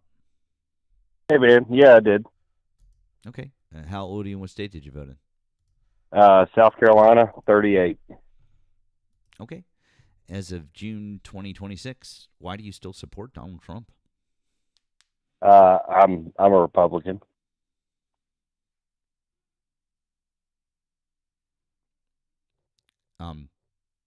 Okay, cool. So, anyways, why do you still support Donald Trump as of June 2026? I don't see a reason not to. And everything kind of falls in line with my views. Okay, so would you give some examples then of things that you support that Donald Trump is doing? I mean, I support everything we're doing in Iran. I support America First. I support bringing, money and business. And, I believe that supporting companies overseas and outsourcing everything is hurting America right now. Wow, you should probably talk to Ronald Reagan about that, huh? Oh, wait, he's dead. Never mind. Anyways, if you want to talk about Iran, since that was the first thing that you mentioned, I guess you support giving them $300 billion, huh? That really worked out. So basically, this war got us 14 dead service members, hundreds more injured. We're giving them $300 billion instead of the $1.4 billion that we would have given them 10 years ago. And then we've got insanely higher gas prices, higher energy prices, of course, all across the board. Inflation is up because when you get higher gas prices, you get higher inflation, right? We fucked up our relationships with people all over the world, aside from the fact that there's thousands more dead in the other countries around them. But of course, you probably don't care about them because America first, right? So fuck all those other people. But leaving them out of this, if we're looking at it from an if we're looking at it from an America first perspective, which is the thing that you just said, how do you support the Iran war when it completely fucking backfired and did nothing for us? It was a net negative on every single front. Well, the biggest thing was taking the Ayatollah out. I mean, getting Iran back to what it was back in the 60s. Awesome. So guess what happened was we took out the Ayatollah. Now his son is in charge, who is exactly the same as a hardline cleric, and we've now signed a peace deal with them, or at least a memorandum of understanding to get to a peace deal, and the same people are still going to be in charge. There is nothing that is going to change about the government of Iran. So what the fuck are you talking about? Well, what would be your solution? I'm not the president, and I'm not the one who is supporting the president, and I don't do hypotheticals, sir. I'm asking you to stop deflecting, and I'm asking you to live in the real fucking world with me as grown-ass adults and to talk about what's really fucking happening in the world. What would you do if you were president, little Jimmy? Oh, Jesus Christ, I don't know. Maybe I wouldn't fucking kill a whole bunch of fucking people for no fucking reason and make it the American people's fucking fault to spend hundreds of billions of dollars for no fucking reason and make gas prices go up for no fucking reason. Maybe we shouldn't have done that. How about that, Billy? Would that be a good thing to do if you were president? Yeah, no, I agree. In the perfect world, what you're saying. Not in a perfect world. We didn't have to fucking do it, bro. We didn't have to fucking do it. Trump didn't have to do anything with Iran because the thing that you just said about the Ayatollah makes no sense because the same people are still in charge. Oh, great. The guy's dad, who was in his fucking 80s, is dead. Cool. His son, who is the same fucking hard-line Muslim cleric, is now in charge, and oh, by the way, we killed his entire family. I'm sure he doesn't.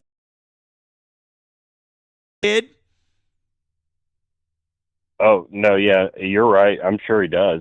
Cool, but he's still in charge, and we're not doing anything about that. Right, so we should. So we should continue what we're doing. But we're not, because Donald Trump doesn't actually care about regime change in Iran. Because if he did, this would be an entirely different conversation.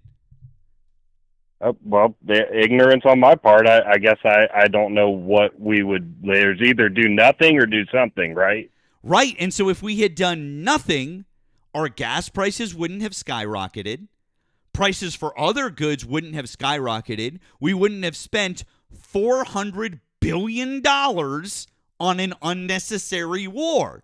We wouldn't have done any of those things, right? Oh, and by the way, those 14 American service members would still be alive and going home to their families, and the hundreds more that are injured wouldn't be fucking injured. And then the thousands upon thousands of people that have now been killed as a result of the fucking war, including those 160 schoolgirls that we lobbed a missile at, they would all still be alive as well. Also, the rest of the world wouldn't fucking hate us for closing down the Strait of Hormuz. So, boy howdy, it would be really great if we hadn't done that thing that we didn't need to do for no fucking reason. Right. We should have stood by and waited for it to get worse. Waited for what to get worse? What are you okay. What? Waited for what to get? You said stood by and waited for it to get worse. What? What to get worse? What the fuck are you talking about? Wait for Iran to continue with their nuclear program. Awesome. They've been saying, hey, by the way, so let me help you out here. So Bibi Netanyahu has been saying since 1992 that Iran was somewhere between 6 months or 2 weeks away from having a nuclear weapon. He's been saying that since 1992. Guess what? Right. They've never had a nuclear weapon. Number 2, we stopped a program that was enacted by Barack Obama that we had them on a fucking leash that ensured that they were not going to make nuclear weapons. Donald Trump stopped that program in 2018. Then, after stopping that program, we bombed them a fucking year ago, almost exactly to this day, like a year and a week ago, we fucking bombed them. You remember that? Operation Midnight Hammer? You know? Yeah. Yeah. Yep. Guess what happened after that?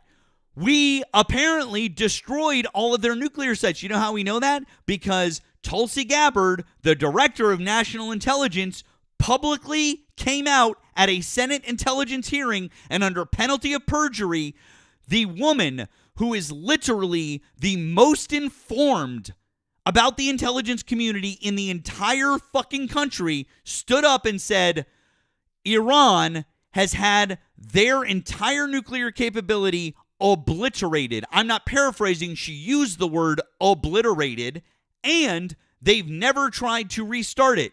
And do you know when she said that? She said that in March of this year. That means we've known since June of 2025 that they destroyed their nuclear program and they weren't rebuilding it. So what the fuck? We already knew that they weren't doing it. There was no reason to go to war. Okay. Yeah, I mean, like you said, you know, we can live in the world of hypotheticals. There's no reason to do anything past that because no, sir, that's not a hypothetical. That's facts. Yeah, no, it is. You're going. Nope, you I'm knew giving that. You facts. Those are no, facts. Yeah, who? Everything who was I giving just you facts? said. Everything I just said was an absolute, concrete, fucking stone cold fact. Not you were part of all that. So no, you were part of all that. It wasn't a politician telling you something, right? It wasn't two opposing sides saying, "Hey, you're wrong." No, you're wrong, right? What the fuck are you talking about? You're saying that Tulsi Gabbard came out and said that, right? Tulsi Gabbard came out and said it as the director of national intelligence, and so did Donald Trump, and so did J.D. Vance, and so did Joe Kent, the director of national counterterrorism. So what the fuck? Who else do you need to say it, bro? But you're saying that we can't believe what they're saying and why we went in and why we started this, but we can believe them when it benefits your point. What do you mean we can't believe? I believe 100% why we went in and what they're saying. Because if you listen to what they're saying, they don't know why they went in. I believe what they're saying. I'm not saying that you're... What the fuck are you talking about? I was using your point from earlier. That was all. My point from earlier was your interpretation of it, sir. It's not my interpretation. That's what was put out. I didn't make that up. I'm not interpreting anything. That's not what was put out, sir. The administration has never said that regime change was their official position here. Yeah, no, it was. Cool, then show me. Where did they say that? What do you like on? Yeah, prove it. Show me. How do I prove it to you? You're saying that mainstream media is not something that... Can you quote me? Can you give me a Donald Trump quote where he said that? Because I'm pretty sure that they said multiple times that it was for their nuclear capabilities and because of the fact that we didn't want them to preemptively attack the United States, like it was a defensive move. Like they said those things, which also were really fucking silly, but they did not say that this was exclusively for regime change. Okay. Right now, you're just kind of making shit up because you would like it to be for that. But if it was if it was for regime change, then why are we saying that we completed our goals when we didn't do a regime change? What you're saying is logically contradictory. Those things don't make sense. If the administration said, we're doing a regime change, and now they're signing a memorandum of understanding for a peace deal, and they've said, we got everything that we wanted. We've won. But there's no regime change. What does that say? Either it means we failed at our objective that they wanted, which is bad, or they're lying about their objective that they wanted, which is bad. I am saying that they didn't say that they were trying to do regime change, which would wipe out both of those things. But if you're saying that they did regime change, well, cool. Then they lied about their objective, or they just really fucking suck and they didn't get it done. Which is it? Yeah. Well, I believe that's what was started out, was to go for regime change to prevent any kind of attacks or nuclear program that they might have had. Yeah. Well, that's really strange because the Ayatollah, the guy that you said that you wanted to take out, was the guy who issued a fatwa. Do you know what a fatwa is? No, sir. It's like a religious order against something. He issued a fatwa against building a nuclear weapon. You probably didn't even know that, did you? That he was against building a nuclear weapon. Mm-mm. Do you know? No, do you know? I didn't. You know who hasn't done that? Who? His son. Oh, well, yeah. And I also believe that there's a lot of propaganda as far as what's said and what's actually being done on every side. So, yep.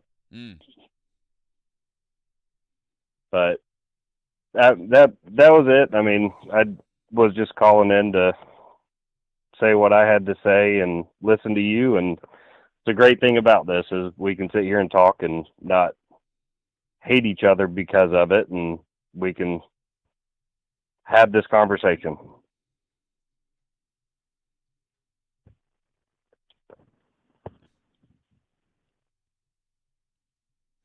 So do you think that things are better off because we went to war with Iran? Yes or no? No, I don't think war in any case, no matter who. No. Don't deflect. I'm not talking about war. I'm talking about Iran specifically. This situation, are we better or worse in America? Which is it? Yeah, there's hard times because of the war. Yeah, I admit that. Okay. So we can live in reality and say that this was an entire fucking boondoggle that never should have happened, right? I think you can say that about pretty much any sport. You can't just focus on everything's got to be, well, what about, but you could say that about anything. No, you can't.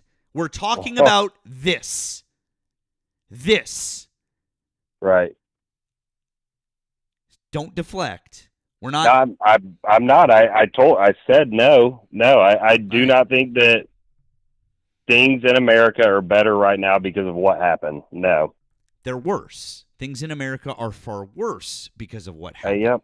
Okay? And so that's the reality of life. I mean, like I said at the very beginning, you have two options. You do nothing or you do something. Now, neither me or you are in a place where we can make those calls or do anything about it other than discuss it on YouTube. But no, but you know what we can do is we can vote for the people that do those things, and we can use our brains to logic through things. And I don't know why it took me having to explain all of that shit and be like, hey, are we worse off because we went to war with Iran because fucking dementia-ridden McFuckpants over there took us to war with Iran for no reason? I don't know why I had to explain that. You didn't, and I don't think that there's ever a delusion about that on my side either. You don't think that there's a delusion about that on the right side of the aisle? No. I don't think anybody came into this with the ideas of war and jacking up the price of gas or oil and shutting down, a major passageway for, shipping. Like, That I don't think that so was you ever. think that the president of the United States and the people around him are so fucking inept and so fucking stupid and so ill-prepared that they didn't see what Joe Biden saw, what Donald Trump's previous advisors saw, what Barack Obama saw, what George W. Bush saw, what Bill Clinton saw, what George Bush Sr. saw, and what Ronald Reagan saw, what all of them saw, and was the reason why we never attacked Iran, was because we knew that it would be economically disastrous for us because of the Strait of Hormuz. Every presidential administration knew that. But somehow, we could have never known. We literally all knew that was going to happen. People were screaming about this. They were fucking screaming about it before it happened, and the minute that it happened, they were like, what are you doing? This is going to absolutely destroy our economy. This is going to blow up gas prices. This is going to do all of those things. Dude, be fucking real right now. No, that's not what I meant. I meant nobody thought that this is where it would go. I agree with what you're saying, and again, not deflecting, but war anywhere is not ideal. It's nothing that nobody voted in Trump because they said, hey, let's go kill a bunch of people and go to war and send service members and well, I can't say nobody, but I can say I did not vote for that. I voted in my party.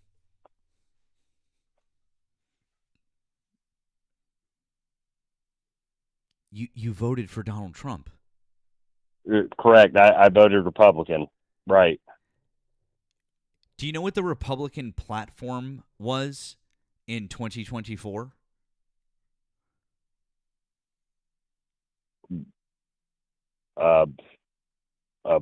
No. But tell me. The Republican platform in 2024 was whatever Donald Trump says is what we are. The Republican Party didn't even bother to write their own separate platform. They just said, Donald Trump, his thing, that's our platform. Yeah. That's it. So when you say you voted Republican, you were voting for everything that Donald Trump stood for, and you voted for Donald Trump. Would that not be the same for the Democrat Party?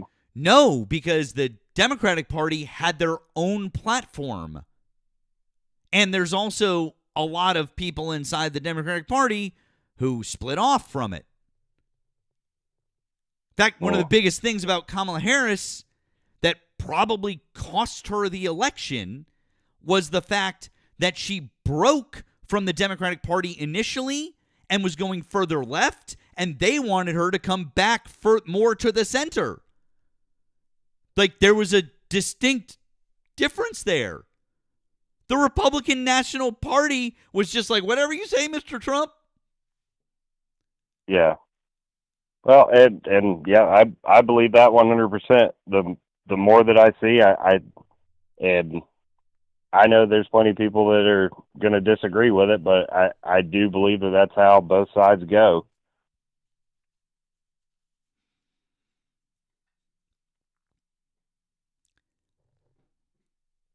It's not both sides.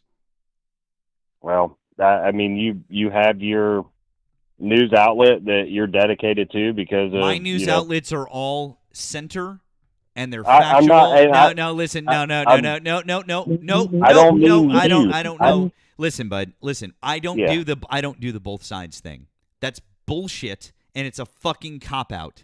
Are there some shitty politicians on the left that we don't like? Yeah, and we call them out, and we roundly excoriate them and show them the door.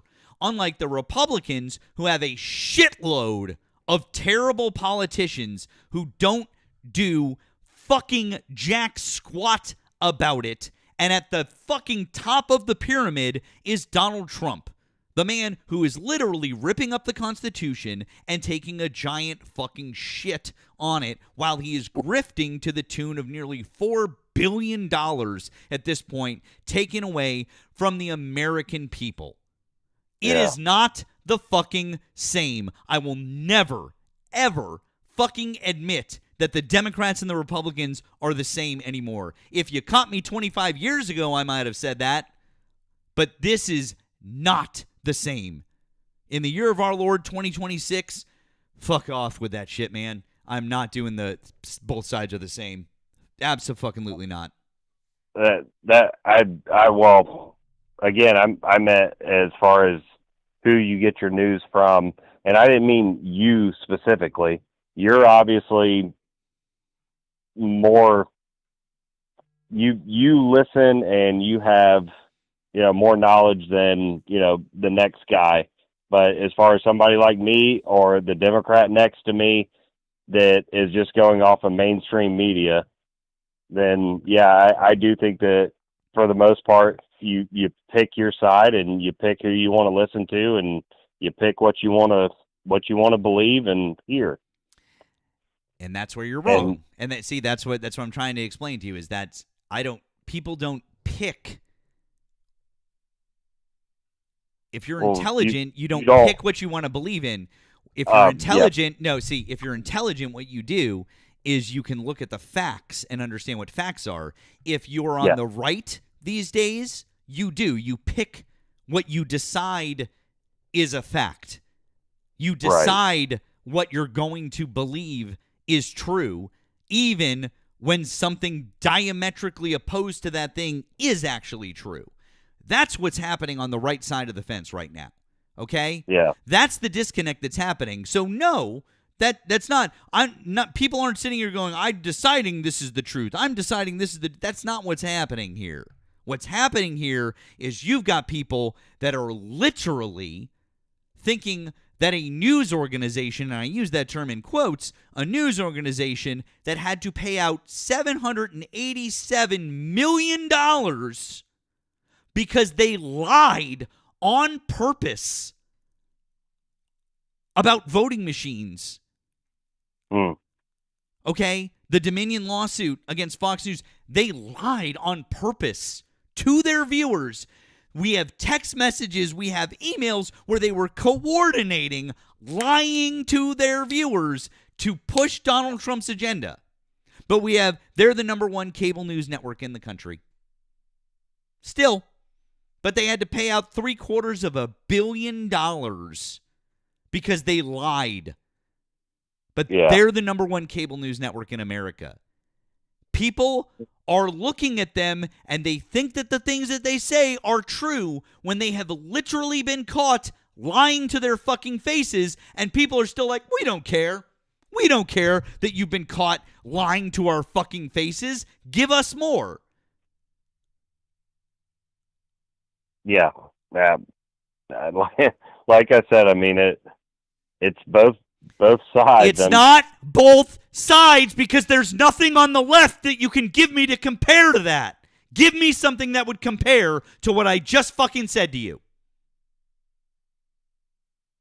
I don't have anything. Exactly. And when you try to go Google it because you're like, I'm going to find something for the next conversation that I have, the next debate I have, because I'm gonna get this guy or the next person I talk to, I'm going to have something ready. You won't find jack squat because that's not fucking happening. Will you find a small story? Oh, some editor somewhere was told somebody to run a story about this little thing or whatever. Yes, I'm sure you will. And I would denounce somebody doing that or whatever the fuck. Sure. I am talking about the number one cable news network in America that pushes Donald Trump's agenda had to pay out $787 million for intentionally misleading all of its viewers in a coordinated effort. And they still watch it. Yeah. That's delusion. That is a group of people that don't want to know the truth. They just want to be fed lies and bullshit because they want their fucking safety blanket. They're like fucking Linus and the fucking Peanuts. They want their fucking binky and their blanket, and they want to feel fucking safe, and somebody to tell them that the brown people they're bad and they're not going to get us, and the rainbow people, they're bad and they're not going to get us, and Donald Trump is our God and Savior. Everything's going to be fine. Don't worry. That's literally what we've got going on here. Yeah.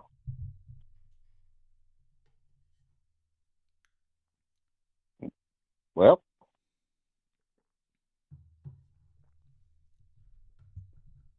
like I said, I think that you're definitely more intelligent and you have more knowledge than a lot of other people out there. And who would you recommend as far as a news outlet or anybody to get correct information from? I just read the AP and Reuters and BBC. BBC? Yeah. BBC Okay. is an Yeah, I excellent mean, source yeah, I like that. That's impartial. So I agree with that. They're all very impartial. And yeah. It's I wish, yeah, I agree with you 100% there. I think that if everybody would kind of get the news from the outside and there's nobody, picking a side and saying, this is who we're for, then America would have a better view of everything and a better handle on it. But unfortunately, this is the world we live in.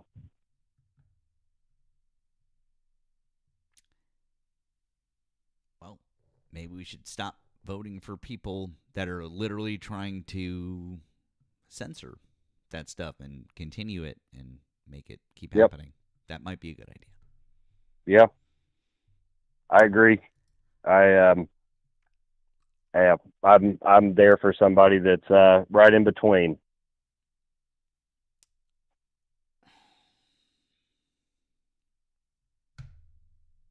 All right. Well, you have a good night. Have a good night. All right, sir. I appreciate talking to you, man. Okay.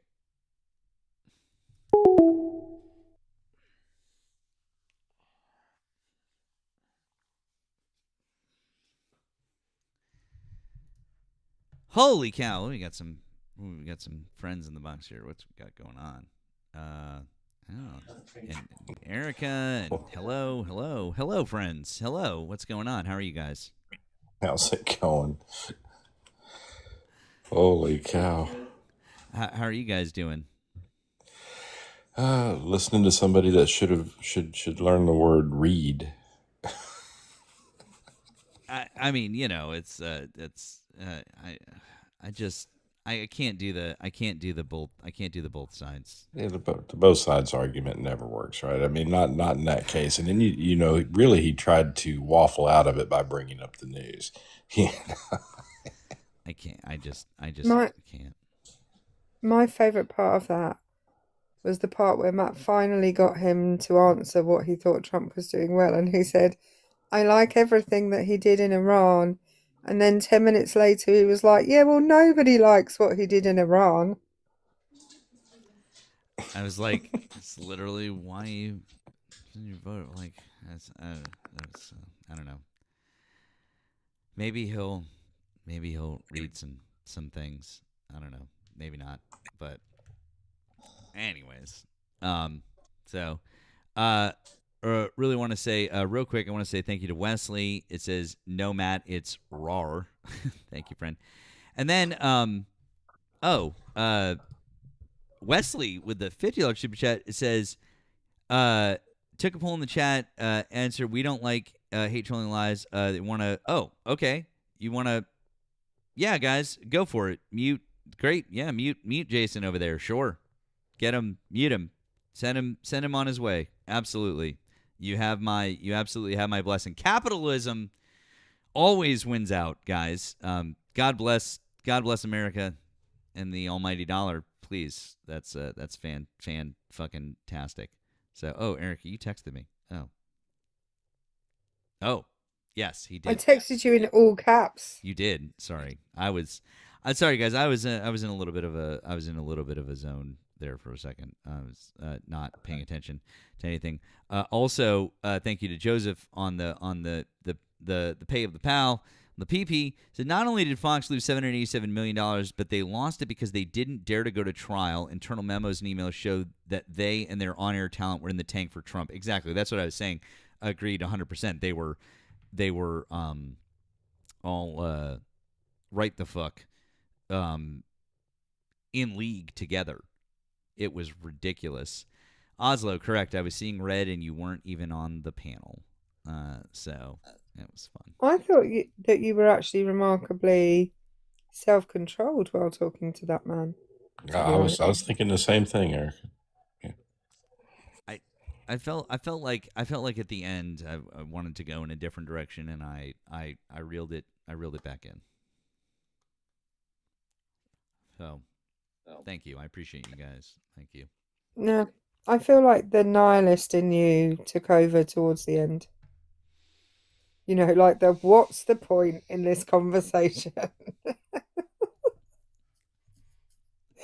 It's the point at which you whispered AP, Reuters, BBC. Oslo says, "What? Man, I immediately got hearing loss. Sorry, Oslo, my bad." It's guys, if you voted for Donald Trump, I invite you to hop in the box. George, I muted you in the chat because fuck off. If you want to talk, you can come up and talk to me. Like I don't. That you can just fuck yourself, really, like genuinely. Yeah, George. But Oslo, if you don't have ears, how do you hear?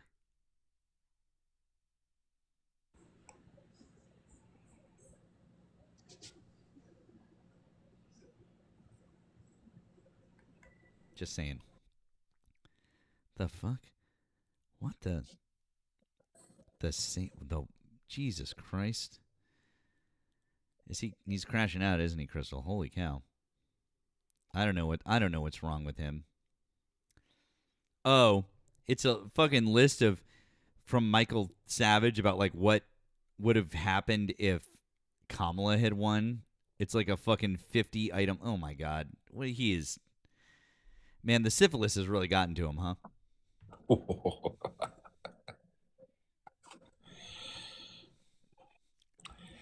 I mean, are we all pretending that that's not what this is? That's what this is. That's what it is. That's an illness of some sort. I'm just saying that medically, the things that are happening to him are consistent with that. So that's all I'm saying. Hey, once again, real quick, W's in the chat over there for Wesley. Thank you, Wesley. Not only being a good dude and coming up with our design idea for the mug, tank, and shirt on the merch store, but coming together and getting somebody out of the chat. Good on you guys. Very generous of you, Wesley. W's Wesley, all across the board, guys. We've got 1,100 people over here. We've got 200 people over there, and some more on Twitch. Hey friends on the Purple app. Love you guys too. Glad you're here. Drop a follow if you haven't already. Please drop a follow. Not just here on TikTok for my main and my backup account, and for any friends that you see up on the panel that you like, especially these ones right here. But if you can, please subscribe to me over on the tube. On the way to 5,000 subscribers over there, and I would really appreciate it if we could get up to that. If you're here and you don't normally watch over there, just take a second. It's in my link tree. Click on it, subscribe. It's Politics with Matt over there. I would really appreciate it if you guys would do it. Thank you for subscribing over there. If you like to watch on Twitch, feel free. That link is also in my bio. Additional support, you can find links in my bios. Same with our friends. You can find those links down in the description of the tube video. If you click description right down here, you can find those. Lastly, if you want to get that merch that we were talking about, to help support the Victory Fund, because 50% of all the proceeds are going to the Victory Fund. That's number one link in my link tree, is Erika's shop, thiserika.buzz. Get a mug, get a t-shirt, get a tank, any combination of those things, 50% all through the end of the month of June. And then we are going to make that donation in the name of Charlie Kirk, because it's absolutely what he would have wanted. It's what he would have wanted. So, yeah. I love it. We are Charlie Kirk. Oh, sorry. All right, let's see. We might have what we got here.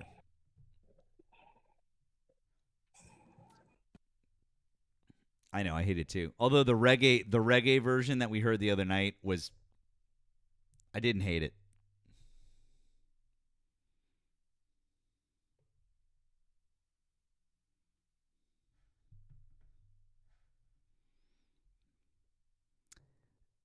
Ayo, you're not connecting.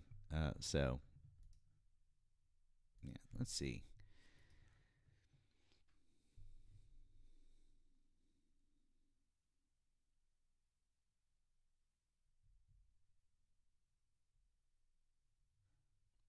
Sheila, you're not connecting either. If you are a Trump supporter, you're welcome to request. Guys, we don't have anyone in the requests over here. You are welcome to request on up on TikTok. You're also welcome to call in. That number is right here above my head. It's also pinned in the tube chat over there. So I do want to continue going through the we were going through the agreement before that last caller. Oh, now we got a caller. Let's see. Hi, thanks for calling the stream. Did you vote for Donald Trump? Hello? Hello. Thanks for calling the stream. Did you vote for Donald Trump? Yeah, why should I not support Trump? Did you vote for Donald Trump? Yes, I did. How old are you and what state are you in? I am 22 and I live in Florida. Okay. What do you currently support that Donald Trump is doing right now? Like taking away the Mexican people to the country. What?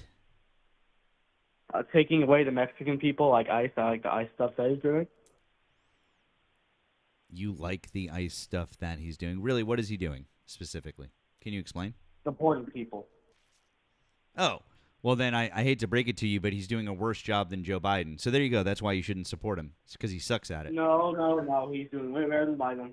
No, actually, you're wrong. If you understood anything and you knew like numbers, what numbers were, see, the bigger number means that the other person did more, and Joe Biden has the bigger number. You can fact check me on it. And if you go on a monthly average, since Donald Trump has become president, since we don't have another term to go off of with Joe Biden, Biden still had him beat on a monthly average, which means if Donald Trump continues at this pace, which he's not getting better at, if he continues on this pace, he's still going to be worse than Biden. Why don't you look up a fucking number before you come and say stupid shit, kiddo? By the way, you're a chud and a nigger. There you go. That's it. That's it. That's what we were waiting for. That's MAGA, guys. By the way, we do love the TikTok shop. And, I mean, we love the TikTok shop. Abso-fucking-lutely. You know how much we love the TikTok shop? We love the TikTok shop because People's History of the United States is available in the TikTok shop. You can find that in my showcase. That's right, along with a couple other books that I really like, too. I've been meaning to add more books. But if you like People's History of the United States and you'd like to grab a copy, HarperCollins Publishing, there you go. TikTok shop, we love you, by the late, great Howard Zinn, former Boston University professor, by the way. Actually taught my girlfriend's mom there at BU. Really cool. Said that he was an excellent professor. Anyways, also, you don't have to get it there. Go to the library. You can check it out. You can fucking borrow it from a friend. I bet you can find a used bookstore for like $2. Do all of those things. That would make me really happy. You should check, get it on Audible. I don't know, whatever the fuck you want. So, yeah. Sometimes you can pinpoint the point at which a call goes wrong. You know, there's something you can like, you can hang your hat on and say that's the point when that call, when I knew that call was going to go bad, was the why shouldn't I support Donald Trump? Which means that you, caller, had entirely no points about why anybody should. No, 0 points. None. It was all feelings. I mean, to be fair, he was very emotional, especially with what he ended with there. I wouldn't be surprised if he wasn't 16, to be honest. You know? Yeah, probably. You're probably close to right. Yeah. Okay. Well, anyways, getting back to we were reading through the points on the Iran deal. So let's get back to that, guys. While we do this, and we can discuss. And this is nice. We got Erika and Val here, so let's discuss. We're still looking to talk to Trump supporters. So if you voted for Donald Trump, if you still support Donald Trump, you can request up over here on TikTok. You can call in. The number is wide open. Okay. All right. So we talked about number 4 was the removal of the naval blockade. We talked about how that would be beneficial not just to Iran but to China, because so many of the exports from Iran go out to China, so that's really good for them. But here's the one thing I was going to say that before we got interrupted is this. This states that they can reopen their ports and the blockade ends when they sign the memorandum of understanding, when this goes into effect, not when the final peace deal goes into place. That means that Iran starts to get immediate economic relief. They immediately get an upper hand in this deal. It's excellent negotiating on their part and terrible negotiating on our part, because what could happen is they get their ports open back up, and then we don't get a deal within the 60-day time frame, and they're like, well, let's just kick the can down the road. Let's kick the can down the road. And they could just keep going, and their economy is back running, and they've got ships flowing through the Strait of Hormuz, and it's a good deal for them. A much better deal for them. That's the art of the deal, Matthew. Yeah, the art of the deal, right? Yeah, it's a fantastic deal for them. It's also a fantastic deal for OPEC, right? Oh yeah. So that's the part people aren't talking about, right? I mean, OPEC actually got hurt over what was happening, which I was not unhappy about, to be honest with you. And now OPEC's going to get a boost too. Great. I don't know if anybody apart from me is quite sad enough to have watched this. But I sent it to Matt yesterday. Mr. Global just did a roundtable with the Energy Committee. Yeah. Which is really worth. There's multiple excellent points he makes in it, but one of those points is that the US does not produce oil. When people say the US is the world's biggest oil producer, that is false. The US doesn't produce oil. Companies in the US produce oil, not all of them American companies. Whereas Saudi Arabia, for example, Iran, for example, they do produce oil because their oil is nationalized. It is not companies pulling it out of the ground. It is the country. So he was right about everything. So when Donald Trump is saying, we are doing this, we are doing that, the US isn't doing any of it. Shell is doing it, BP is doing it, Exxon is doing it, and the plethora of other corporations are doing it, not the US. It's really important to reframe it in that way. Actually, Erika, that might not be a bad. Once we're done running through this, which by the way, this is not very long at all. That might not be a bad idea to we should watch that video. That's actually a good idea. We should do that. it's a really really good. He's got several videos on it, but it's a really really good video. But there is one other thing that we haven't talked about, and because this deal's one thing, but one thing people are forgetting in this is what the actual cost of this war was, and that has been put out by 3 different sources now.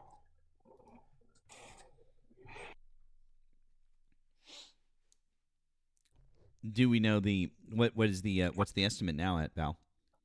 So this is a little bit because you got to kind of understand where this is all coming from. So we've got a government in the Trump administration that is trying to tout the number of $29 billion.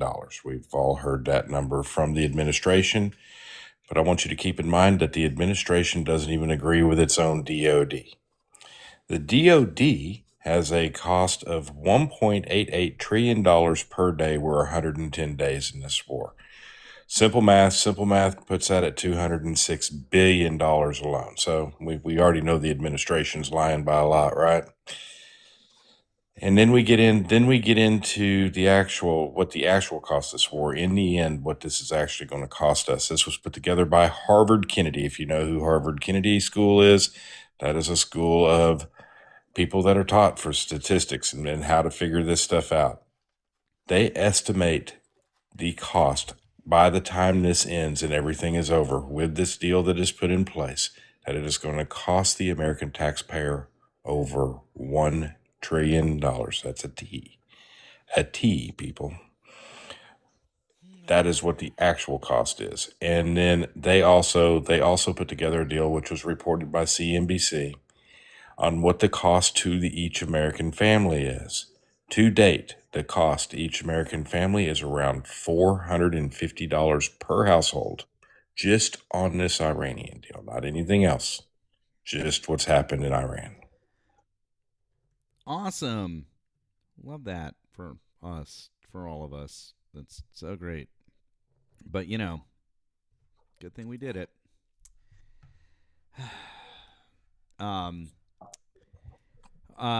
All right, moving on to the next bullet point here. This is number 5. Upon signing of this MOU, Iran will make arrangements using its best efforts for safe passage of commercial vessels with no charge for 60 days only from the Persian Gulf to the Sea of Oman and vice versa. The traffic of commercial vessels will immediately start, and considering the need for removal of the technical and military obstacles and demining by the Islamic Republic of Iran will be instated within 30 days. The Islamic Republic of Iran will conduct dialogue with the Sultanate of Oman to define the future administration and maritime services in the Strait of Hormuz in discussion with other Persian Gulf littoral states in line with applicable international law. Hold, please. Thank you for calling the stream. Did you vote for Donald Trump? Cool. So basically, the main part there that jumped out at me was no charge for 60 days, which Iran could technically start charging fees. And do you know what they weren't doing before the war? Everybody? Is it charging fees? Yeah. They suddenly act like they have a canal there or something. Yeah. Can I tell you what jumped out at me from that? Mm-hmm. That Iran would be responsible for clearing the Strait of Hormuz of any, I'm assuming it means mines, and that kind of thing. Mm-hmm. Slight issue with that. Iran no longer has a navy with which to remove things like mines. Doesn't have the capability to remove. It has no. But then the US also doesn't have any minesweepers. So. And correct me if I'm wrong, Erica, but isn't it a number somewhere around 4,000 mines? Yeah, and guess who's going to end up clearing those mines? Anyone want to guess? My country, because we've got fucking minesweepers. You guys, hey. All right. The US doesn't have minesweepers anymore. Iran doesn't have a navy, full stop.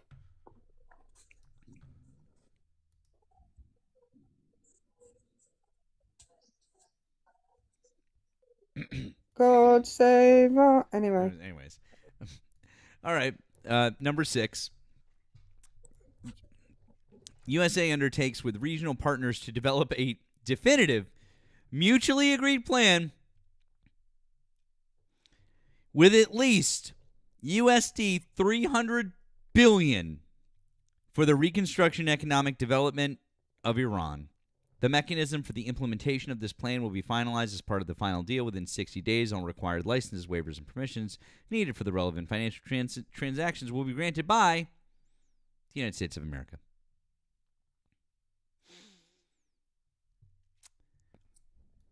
But don't forget, we stopped. We stopped the 1.7 billion. That was a win, you guys. Big win.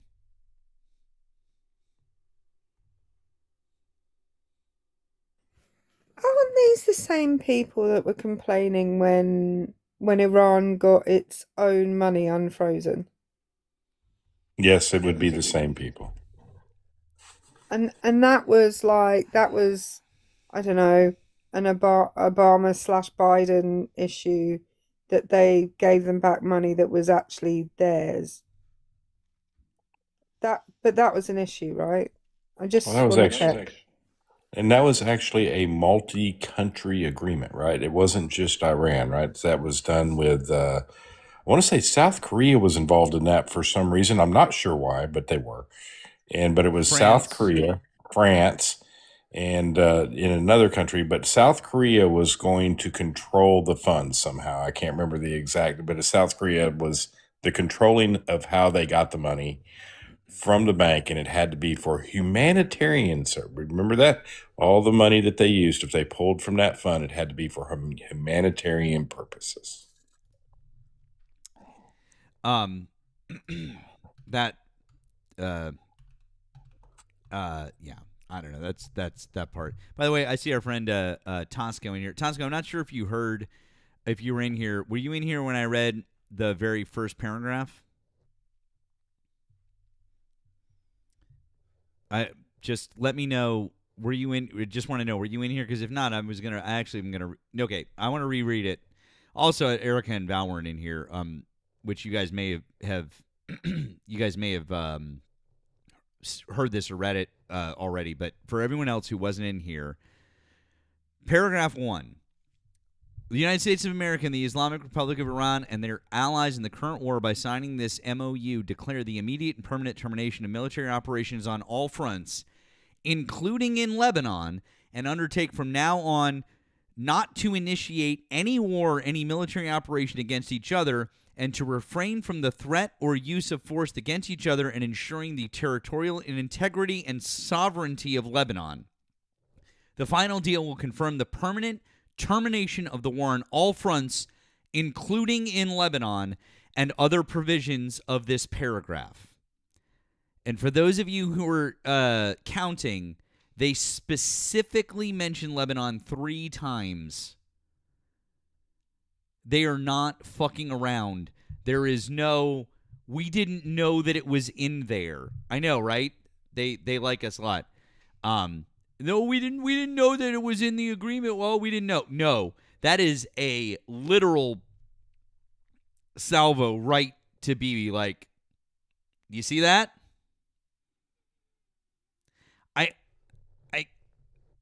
I'm not gonna lie, I don't hate it. I just wanted to read that for you. We got is this an op? This might be an op. Blue Political. Collar, hi. Did you vote for Donald Trump? Yeah, how we doing? Yeah, I voted for Trump. Why not? Okay. How old are you and what state did you vote in? 27, the state of Pennsylvania, the best state to vote for Trump in, the biggest swing state. Well, it's not a state, it's a commonwealth, but that's okay. Anyways. The state of Pennsylvania is a commonwealth. Cool story. Anyways, so why do you still support Donald Trump as of June 2026? Yeah, I mean, he made a huge global headline: "Do not come to America illegally." I think that's one of the best things that happened during my lifetime. Do you want me to start with that, or do you want to keep on going? He made a huge Global headline, yeah. Actually, the Democrats made the global I don't. headline I'm for him sorry. from what they I'm did over in confused. Minneapolis. I'm sorry. Hold on. You're jumping all over the place. Let's just kind of stick with one thing, if you wouldn't mind. I'm just confused. You said he made what was the global headline? Yeah, actually, the Democrats made it for him for what they did over in Minneapolis. That's where I was going with that. So over in Minneapolis, a huge protest that hit global headlines all across the entire globe, the entire world. That is how he made a global headline: "Do not come to America illegally, because this is what will happen to Blue you. collar, You will be hi. detained, you will be Hi. deported, and we are Hi, not blue playing no collar. games." Hi, just a quick question. Hi. You're the guy that works for Turning Point, right? I've worked with Turning Point, correct? Okay, I was just checking. Why he tried to follow me the other day, and I was like, no, I don't think so. But I just checking that you're the same guy. Oh, that's cool. Sir, I have a question for him. Sir, what Well, does anybody have a headline? response to what I What said? headline did he? What headline did he make after what happened in Minneapolis? What worldwide headline did you say he made No. again? I said that the Democrats made a global headline for him, that this is what will happen to you if you immigrate into the United States illegally. We'll make an example out of you. And who did he make an example out of, sir? The illegal immigrants who were illegally inside of our country. No, sir. I think the headline worldwide read that that ICE unalived 2 American citizens. I believe that was the headline that was actually put out. That was certainly the headline here, Val. Yeah. ICE did unalive 2 American citizens that were trying to stop. Oh, be real careful with your next words. Yeah, they were trying to stop procedures from. They were trying to stop procedures. Right. So federal. A woman getting in her Federal car procedure. waving for them to go by her was trying to stop a procedure. A man was she allowed to park in the middle of the street? Was her car was operable? actually on the Hold ground on. trying to Hold on. stop a Wait, procedure. Why was she blue collar? Shut the fuck up, Val. Let's stick with Renee Good for a second. I agree. Let's stick with Renee Good. Okay, because let's stick with Renee Good. Blue collar. Question for you, because I want to. What's that? So let's talk about Renee. Yeah, you didn't have to interrupt me to say that again, but okay. Anyways, what I was saying is that I want to let's talk with Val here about this. So, what Val just said is kind of important, right? Because for ICE to have a justification to stop somebody, they would need to be operating in their official capacity, correct? Yeah, they were operating official Okay, capacity. great. So if I could, awesome, fantastic.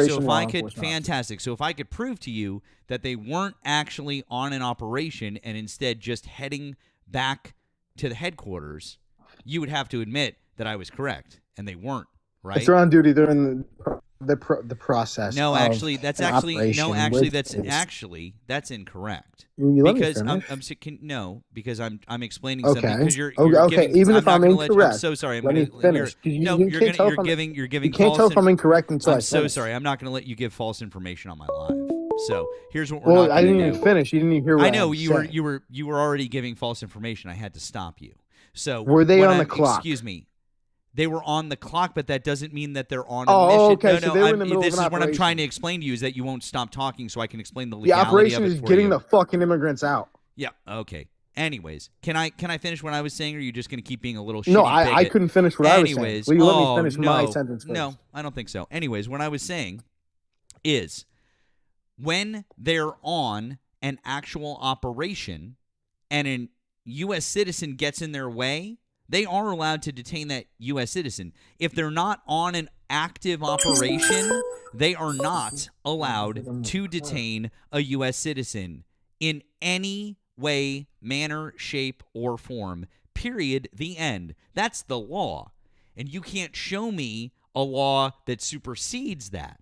I can show you multiple laws that say that. What about hitting Shut the fuck up. I'm in the middle of a fucking sentence. So I can show you that they weren't allowed to even be there to detain her. Do you know how we know that they weren't on an active mission? Because Kristi Noem herself said so. So you have the head of Homeland Security contradicting you, bud. I think you have a problem here. You're going to have to concede that they weren't on an active mission, and therefore a traffic stop is entirely fucking illegal for them to do.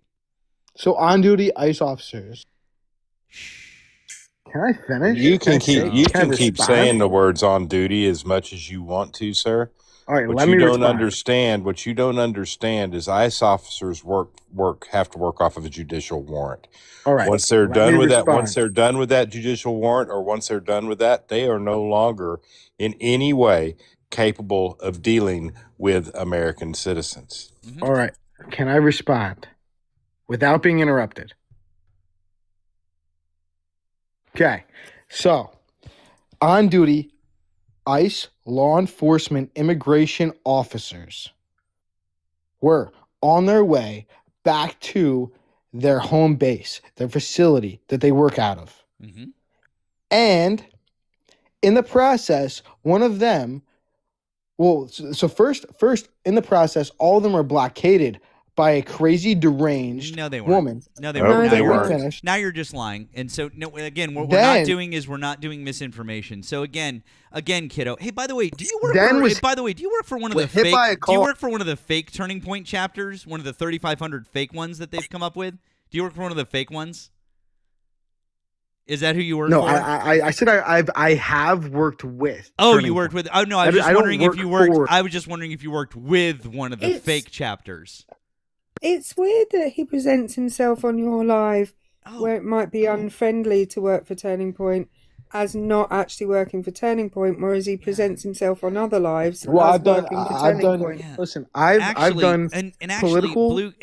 blue collar. You should probably hear this because I think this would be important. We do need to do just a quick PSA for those folks who don't know.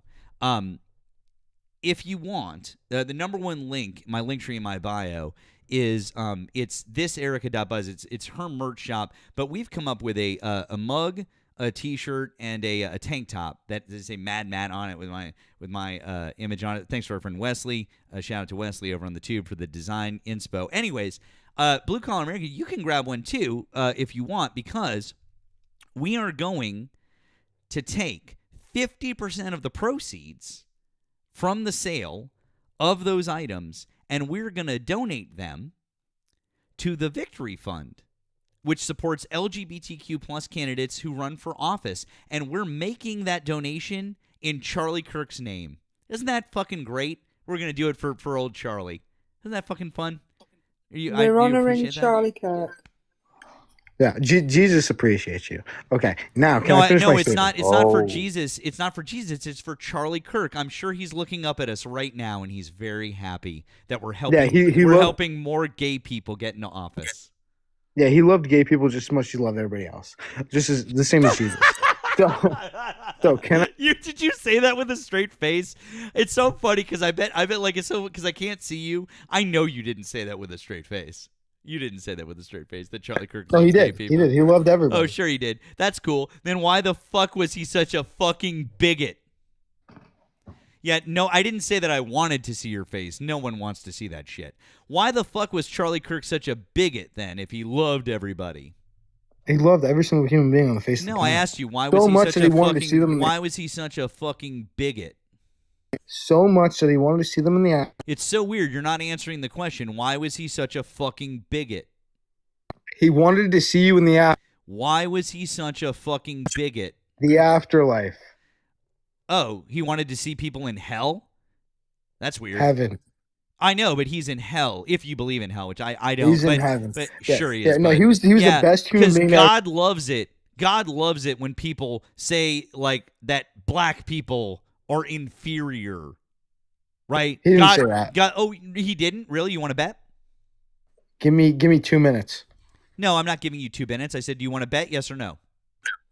Yes, give me 2 minutes. No, I'm not giving you 2 minutes. So you want to bet? Do you want to bet that he said that black women were only hired because they were black, not because of their achievements? Do you want to bet? Let me explain. No, I'm not asking you to explain. Do you want to bet, or are you a little fucking bitch and you're going to run away from it now because you know you fucked up? Are you afraid I'll Are you going to bet or not? You're Are you going afraid to I'm keep going to pivoting? make too big of an argument. Are you going to keep pivoting My away from the argument bet? would be I'm too- not. It's not an argument, too buddy. big- It's a fucking bet. Are you going to make the bet or not? Are you going to run away from it because you know you fucked up and you know that he actually said what I'm about to play for you? That's what he said, but it's not what he meant. That's not what he meant. That's what he said, guys. But I can explain what he meant when he said that black women weren't as smart enough to do the jobs that they're doing. I can explain why that's okay. Are you okay? Are you okay? Because you're defending a fucking racist and trying to tell us why it's okay to say that black women are only getting jobs because they're black women and not because they're fucking smart enough to get the fucking jobs. Polly, I'm running for office. Let's be a little more professional. Excuse me, you're running for office? Let's be Great, professional. where are you running for office? Let's be professional. Where are you running for office? Stop muting me. Where are you running for office? Either If you fucking stop man. muting- Nope. If you fucking You can have man up. respect. Nope. Fucking man up and say hello. Answer the questions. Let's go. Anytime.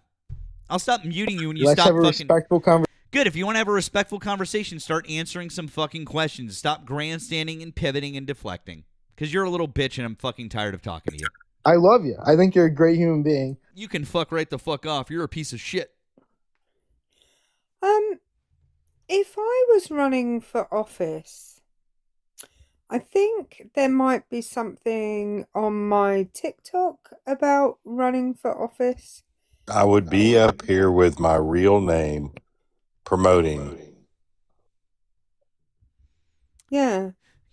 Give me 2 minutes. Give me 2 minutes to look up that thing. Give me 2 minutes to look it up.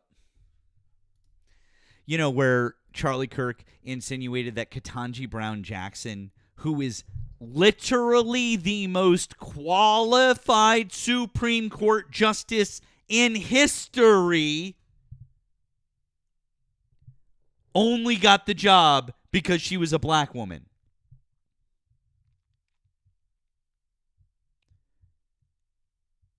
More qualified than Amy Coney Barrett, more qualified than Brett Kavanaugh, that's for fucking sure. Easily. I think anyone who's saying Charlie Kirk is the best man, whatever the end of that sentence is, or the best man I've ever met, that says more about the other people that you've met than it does about the quality of Charlie Kirk as a human. Well, when you try to put it in terms of religion, you're making it even worse. I don't care. I don't care what you did. You worked for Turning Point. You worked with Turning Point. I don't fucking care. That entire institution is rooted in hate and racism and Christian nationalism. The fuck out of here with your fucking, we love everybody. Hey, Dean. Hey, bud. How's it going? Oh, we love everybody. No, you don't. You take hate and racism and bigotry and you wrap it in a nice little fucking, bow, and you put some cutesy wrapping paper around. You're like, look, it's nice, it's fine, we love everybody. Look, oh, yeah, sure the fuck you do. Thank you to Wesley again, by the way, for the $5 super chat. Charlie Kirk made a better fountain than a debater. He made a better fountain than Christian. Charlie, ouch my neck, Kirk was a monster. Thank you, Wesley. Appreciate that.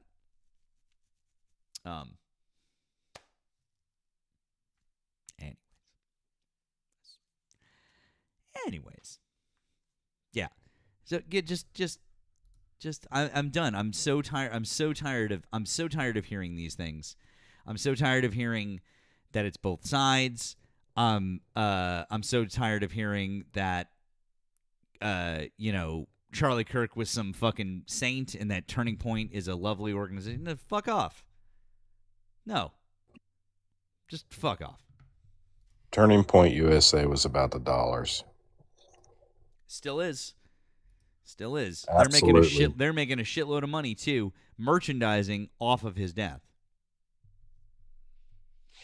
Didn't they recently have a women's conference where everyone that spoke at it was like, I don't think women should vote anymore? Yup. That would be them. They sound great. What is that? it's fucking wild too. It was just like the things that they were saying. It was just like, I think there was actually one woman who was like influencer, who's kind of like a big time influencer for them, who's actually kind of backing off a little bit, just a little bit, but still like they're like, oh, the MAGA vote is splintering, but her thing is like she only like barely distanced herself from it. She's still crazy, and I'm sitting here listening to that, and I'm like, why does she even have a fucking opinion? Because they're not supposed. Yeah. I mean, if you don't have you're not. They don't think that they should vote. Why should they be on the internet having a fucking opinion, right?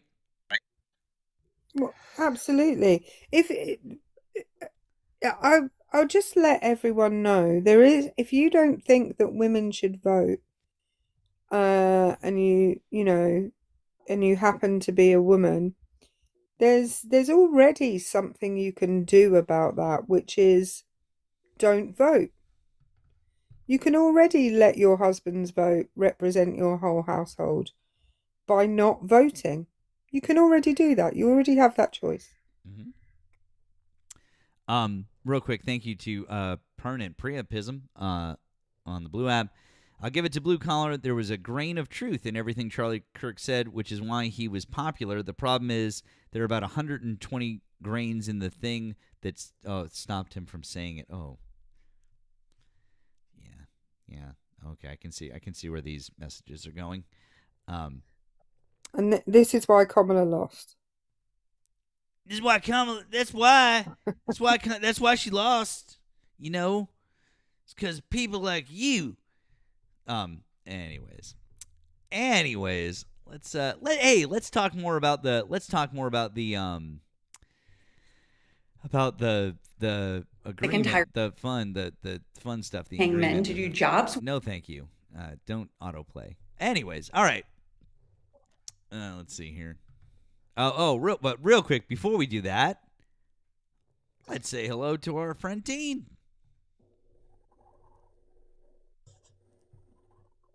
If you how you doing? Dean, how's it going, friend? How about Trump at the G7, huh? Did you see? Were you here last night when I played a montage of clips of him not looking good? Besides that, he made a fool of himself. He absolutely did on a number of different occasions. He said some very stupid things. Repeatedly. It was ridiculous. It was really, really bad. Just all the way around. I agree 100%. Yeah. So on a good note, how you doing? Oh, doing okay, friend. Doing all right. Just hanging out, enjoying this nice weather. What a nice week it's been, right? So, has it been nice? Has it been nice up your way too? Not bad. Yeah. Not bad. Yeah. I just saw you on. Of course, I'm going to listen to you guys. And hi, Erika. And hey, Dean. How's it going? I'm doing well. Wait, Dean, real quick. I don't want before you. I just how's the missus doing? Just I just doing okay. Yeah. Maybe at least. Yeah. Unfortunately, today I had to bring her to the doctors. They had to take off her big toenail. Yeah, but sorry. she's doing a tad better. I'm trying to get her out every day, take a long ride. Oh. Well, hey, I just want you to know, I always, every time I see you, I'm always thinking about you and always thinking about her, and just always thinking about your friend. And hopefully, I appreciate it. Hopefully, we can try what's that? I don't want to take a lot of your time because I just it must be hard getting magazines anymore. It has been difficult, friend, but but maybe it's a good thing. Maybe we're seeing that they just really don't want. They really don't want to defend him anymore. They're really having a problem with it, and so I think that might be where we're at. So, just one more thing. Send Nemo my best. I will, friend. Thank you. I'm sure. I know he appreciates a lot. You and a lot of other folks have been have been very kind with your well wishes, and I'm sure that once he gets back, he'll absolutely feel the love. So I really appreciate it, friend. Thank you very much. So Okay, my friend. Well, thank you for bringing me up, and have a great night. you too, my friend. You take care, Dean. Good night, all. All right, take care. Guys, W's for our friend Dean always are my neighbor to the north up in New Hampshire, and dare I say my favorite Vietnam vet, Dean. What a good guy.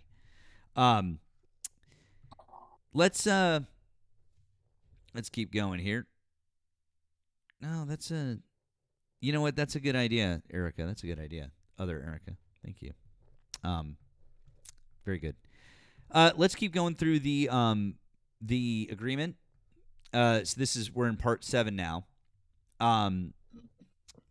The USA undertakes to terminate all types of sanctions against Iran, including UN Security Council resolutions, IAEA Board of Governor resolutions, and all unilateral U.S. sanctions, primary and secondary, in an agreed-upon schedule as part of the final deal. The Islamic Republic of Iran and the U.S. acknowledge the critical importance of the sanctions termination issue above mentioned and express their intentions to immediately address these issues in the negotiations in order to achieve mutual agreement on them.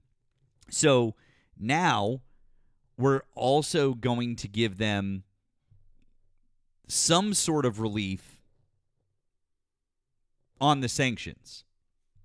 But there's going to be it says agreed upon schedule, some sort of a schedule as part of the final deal is what it says. So obviously that will have some establishment of like which sanctions will get removed, and it'll probably be some sort of a process whatever as Iran does certain things, then we'll do the other stuff. So it'll be that. So, yeah, there's that. It's going to be and is, and your friend that just came up a little bit ago talked about how he embarrassed himself last night. Well, what you're reading right now, and I just want to make this clear to everybody that's watching this right now as he reads this. We are reading an unconditional surrender of the United States. Facts. There's nothing else. That's it. That's it. That's what this is. I mean, what do we get? What did we get from this? What's the big win? That's the thing, is that I want someone to tell me I want one of these Trump supporters, Val. I want come on. If you're listening out there, we've got 1,200 people over here. I know we've got 200 people over on the tube or whatever it is. Come on. I want to know, what did we get? I know what his thought process may be is that, he can he's hoping he can get gas prices down before Election Day, and that'll turn the tide of what's about to happen. It's not. You're not going to get the oil prices and the gas prices down as low as they need to be to make a difference by November. It's not going to happen. Absolutely not. Mr. Global has already made it incredibly clear. He's like, yeah, if everything goes back to normal immediately, absolutely not. You won't see it. Yes, oil is going to start trading lower, but that's on futures, and it's going to take forever for that to step down to where it was before. You can't just erase $1.30 across the board increase, give or take, per gallon. Get the fuck out of here. No, it's impossible, and people that don't understand how the market and how the futures market works, and you know what I'm saying. I mean, it'll take a long time to recover, because a lot of people knew what the oil price was. We heard 100, 110, dollars, but they didn't understand that for a last couple months, that futures market's been trading at about $140 a barrel. That's massive, people, and we're going to feel that by Mr. Global, and I think he's pretty right by this on everything I read. We're going to feel that sometime in July.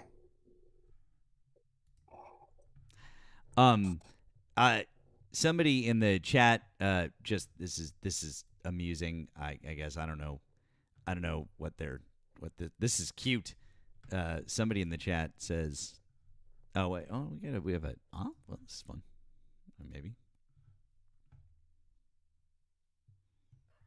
WD, hi, did you vote for Donald Trump? No, absolutely not. Somebody in the chat said gas prices are way down. It's weird because the EIA has something different to say about this. So when Donald Trump took office, gas prices were $3.19 per gallon, average across the board. The latest numbers as of it won't give me May, which is up here. Hold on, let me see if I can get it here. There it is. May. $4.60 a gallon. Now I know I didn't get it. I didn't get a math degree. And then this is the average U.S. all grades, all formulations. And this is from the EIA, which is a government website. And you guys can fact check me on this. Do the math yourselves. This is tough. But I think that $4.60 is more than $3.19. I could be wrong. I know maths. Sorry, my deepest apologies, Erika. I didn't get a maths degree in the multiple the maths. I did not get them. So weird. Damn. You know what's really weird? What's that? The guy that keeps saying this in the comments. Yeah. I've now invited, and you've seen me do this, I've now invited him to come up and chat about his feelings 3 times. Oh. Anyone want to have a guess at what he's done the 3 times that I've invited him to come up? He's declined. Declined. Well, now that he's declined, he's going to have his First Amendment taken away until he decides to come exercise it up here with us in front of 1,400 people. So,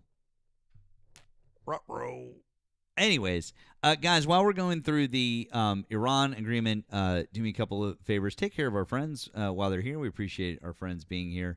As always, lovely. It's nice. I appreciate you helping out with that gift goal. Appreciate you guys tapping that screen. It'd be great if we could get up over 300,000 before this live is over. I would appreciate that. If you feel like helping out with the gift gallery thing, I never push it enough. I'm always like Ari and different people are always like, you got to do the gift gallery, and I never fucking push it enough. So here's my friendly reminder: if you want to hit some stuff in the gift gallery, cool, thank you, appreciate it. I know the things are good. If you can, honestly, just if you send a heart me, engage, I appreciate that. We do have links in all of our bios if you want to offer additional support. Same thing over on the tube. You can send a super chat. Links down in the description of the video. I do just genuinely appreciate you guys being here. Appreciate you hanging out. Even when we don't have ops, it's nice that you guys want to hang out. So appreciate that. Thank you. I mean, I just want. He was claiming they were down $1. I don't know. I don't know what reductions you've seen. Mine's down about 7 pence a litre. But that, Erika, stop with your pretend words and think like pence liter. Like, what the fuck are you talking about? Like no one understands what the fuck you're saying. Well, what they're not saying is that, yeah, well, we've had about a 13%, I think it's 13 cent variance, I think is what the variance I last read was. But that's been up and down, right? So we've had 13 cents down, and like 2 days later, we'll go 13 cents up. You know what I'm saying? That's been the variant that we've had in here. So if you want to congratulate today, it's 13 cents down. Feel free. I mean, I'll happily. How many inches in a foot, Matt? 12. How many feet in a yard? No one cares. Not important. Okay. Um, Oh, thank you, Nix. Appreciate it, man. Thank you. How many yards in a mile? I don't know, but I can tell you there's 5,280 feet in a mile, which is more important because Okay. we deal in feet. So there you go. Yeah, because 5,280 is a reasonable number to have in the like. What the fuck are you There you go. doing? Yeah, see, absolutely agreed. It's very reasonable, very easy to remember. I just rattled it right off. Dude, listen, Erica, I don't know what you're playing. Freedom units are by far the best. Anyways. All right, you know that I agree with you like in most of this. However, I will tell you one of the funniest things I've seen with the World Cup stuff and the people coming here and with the temperatures and kind of being a thing. I have seen multiple videos where people are like, Europeans are like, Fahrenheit might be the superior temperature scale for humans to express the weather. No, they're just pandering they're pandering to American audiences. Erika, hear me out. Listen, you know that I'm very scientifically minded, and the Celsius scale makes perfect sense. Science, everything, like I get it. It 100% makes sense. It should exist. It is, but hear me out. For weather-related items for human beings to express more more nuance with being able to say things, that I think has a little bit of merit. I understand that because you don't need when you're talking about the weather. Okay, just hear me out on this. When you're talking about the weather, you don't need to know where water boils or freezes necessarily. Like, I mean, yeah, you could say like, freezing, whatever. But like, you don't need to know that. That's not the important thing. It's more about, is there enough expressiveness for nuance there? That's all I'm saying. Now explain to me what a decimal is, Matt, and how we can express the exact same thing through a whole number and a decimal. And that gives the exact same amount of nuance. Thank you to Jacob, who says... Oh, I see. Host is running.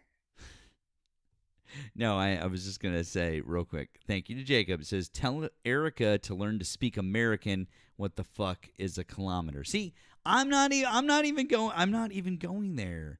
I'm not going there. I was just... I can answer that question. It's what all of your athletics are measured in.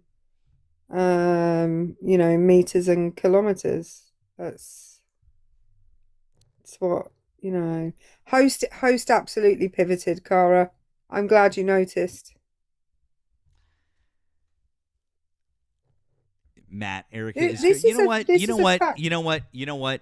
Fuck off, because if you're Jane, you're not from here. Fuck off. All right. No criticism. No criticism. Host has no facts. He's just talking about his feelings. He's like, well, 100 sounds really hot, so we should do that. Shut up. 100 sounds really hot. No, here's my problem with it. So, telling me 22 Celsius is what I need to set my AC to when I'm over in Europe is one thing. But I might like 75 degrees a little bit more than I like 72, and that's real hard to achieve. Yeah. This is the only thing that I'm saying, this is my only thing, is that the problem with this argument is that it's not based in scientific, it's not based in scientific fact. Because I do agree that that centigrade is a far better system when you think about it from a scientific mathematical perspective. I agree. I really mean that. I do agree. But what I'm saying is that for human beings to express nuanced temperatures, I think Fahrenheit is better because it allows for more nuance. That's all that I'm saying. Okay. And that's not that's not an argument that I'm not going to be able to prove. I Hang can't on. prove that to you. That might work empirically. that might work when it's hot. Yeah. However, it doesn't work when it's cold. 32 does not sound cold. 32 sounds like, oh well, it's it'd be fine. It's 1/3 of the numbers.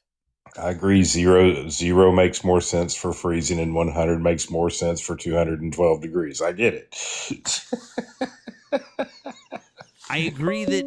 Hold on. We gotta.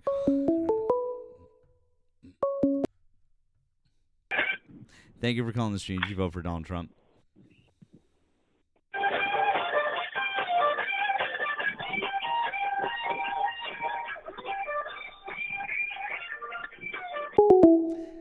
I think that was just somebody who wanted to say America. That's all. Well, that's fine. Get a decent sound system to do it with, though, because that was shit. Oh, fuck. That was funny. That was good. But Erika, what I think he's trying to explain to you is that you made a system based off how water feels. We like the system that's based off how humans feel.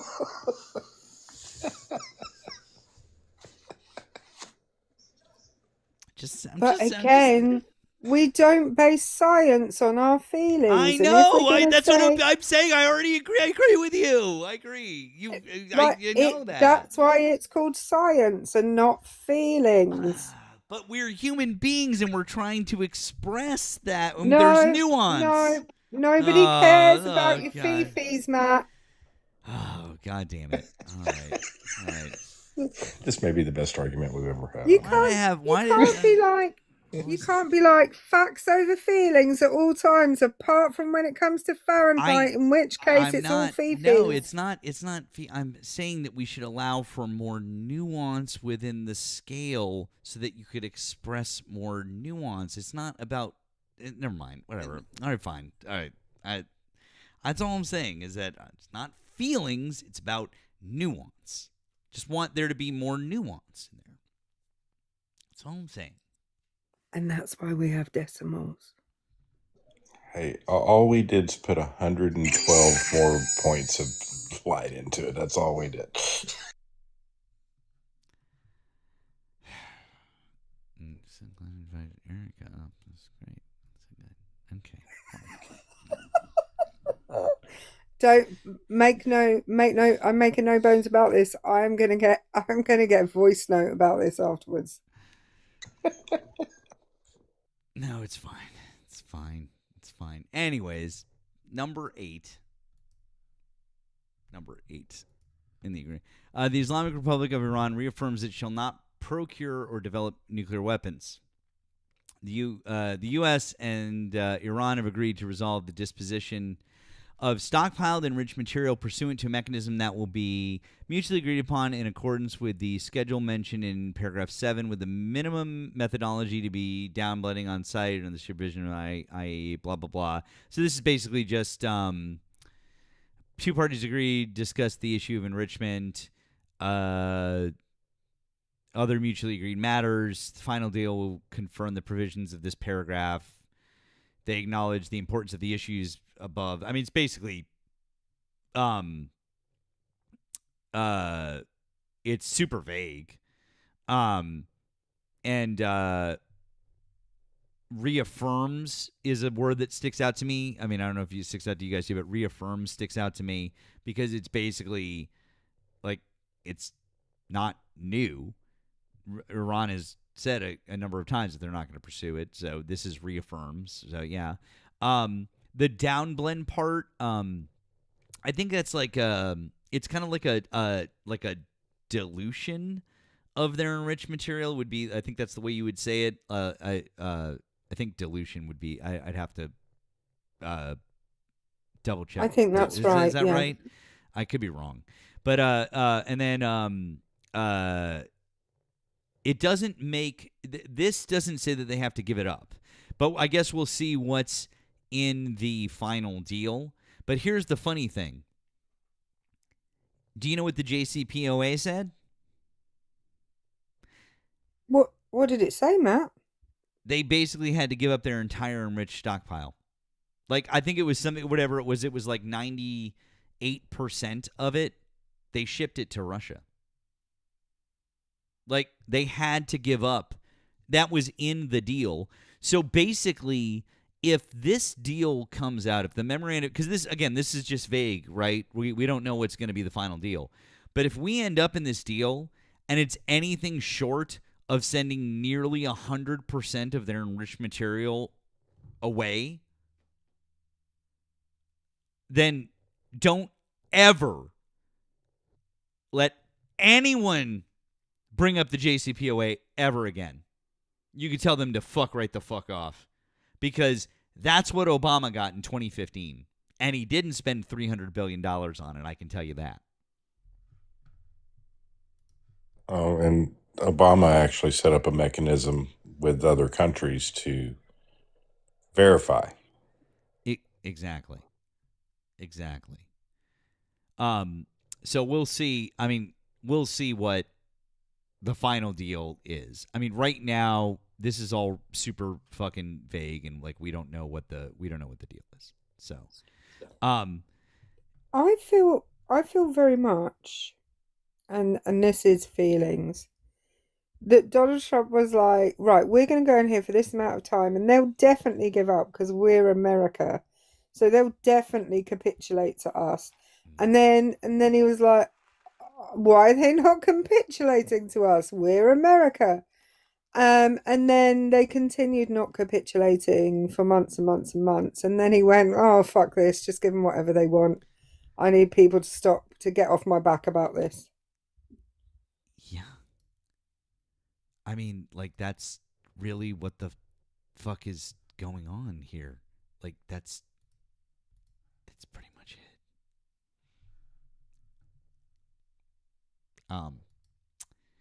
Anyways, thank you guys for hitting that. I appreciate it. Oh, Elton, I didn't know you were here. I know, right? Number 9. Pending final deal, the U.S. and Iran agree to maintain the status quo. Iran will maintain the current status quo of its nuclear program, and the U.S. will not impose any new sanctions and will not deploy additional forces in the region. So basically, I think it kind of like that basically just kind of forces them to not go any further, I think. Like, they're not going to push each other, I should say, to try and get more out of the deal. I think it's basically just kind of like, this is the status quo and this is what it's going to be, and that's it. That's pretty much what that clause reads to me. I kind of read that a little differently. Oh, do tell. And I kind of believe what it is, because one of the big sticking points in the first time they tried to make a deal, and it was really the part that blew it up, is they would not allow them to enrich material enough for nuclear power plants. So that, I believe, is what that is more about. I believe that's more about letting them go ahead and move forward with nuclear power plants. That actually, honestly, Val, that's actually a pretty good point. You may be right about that.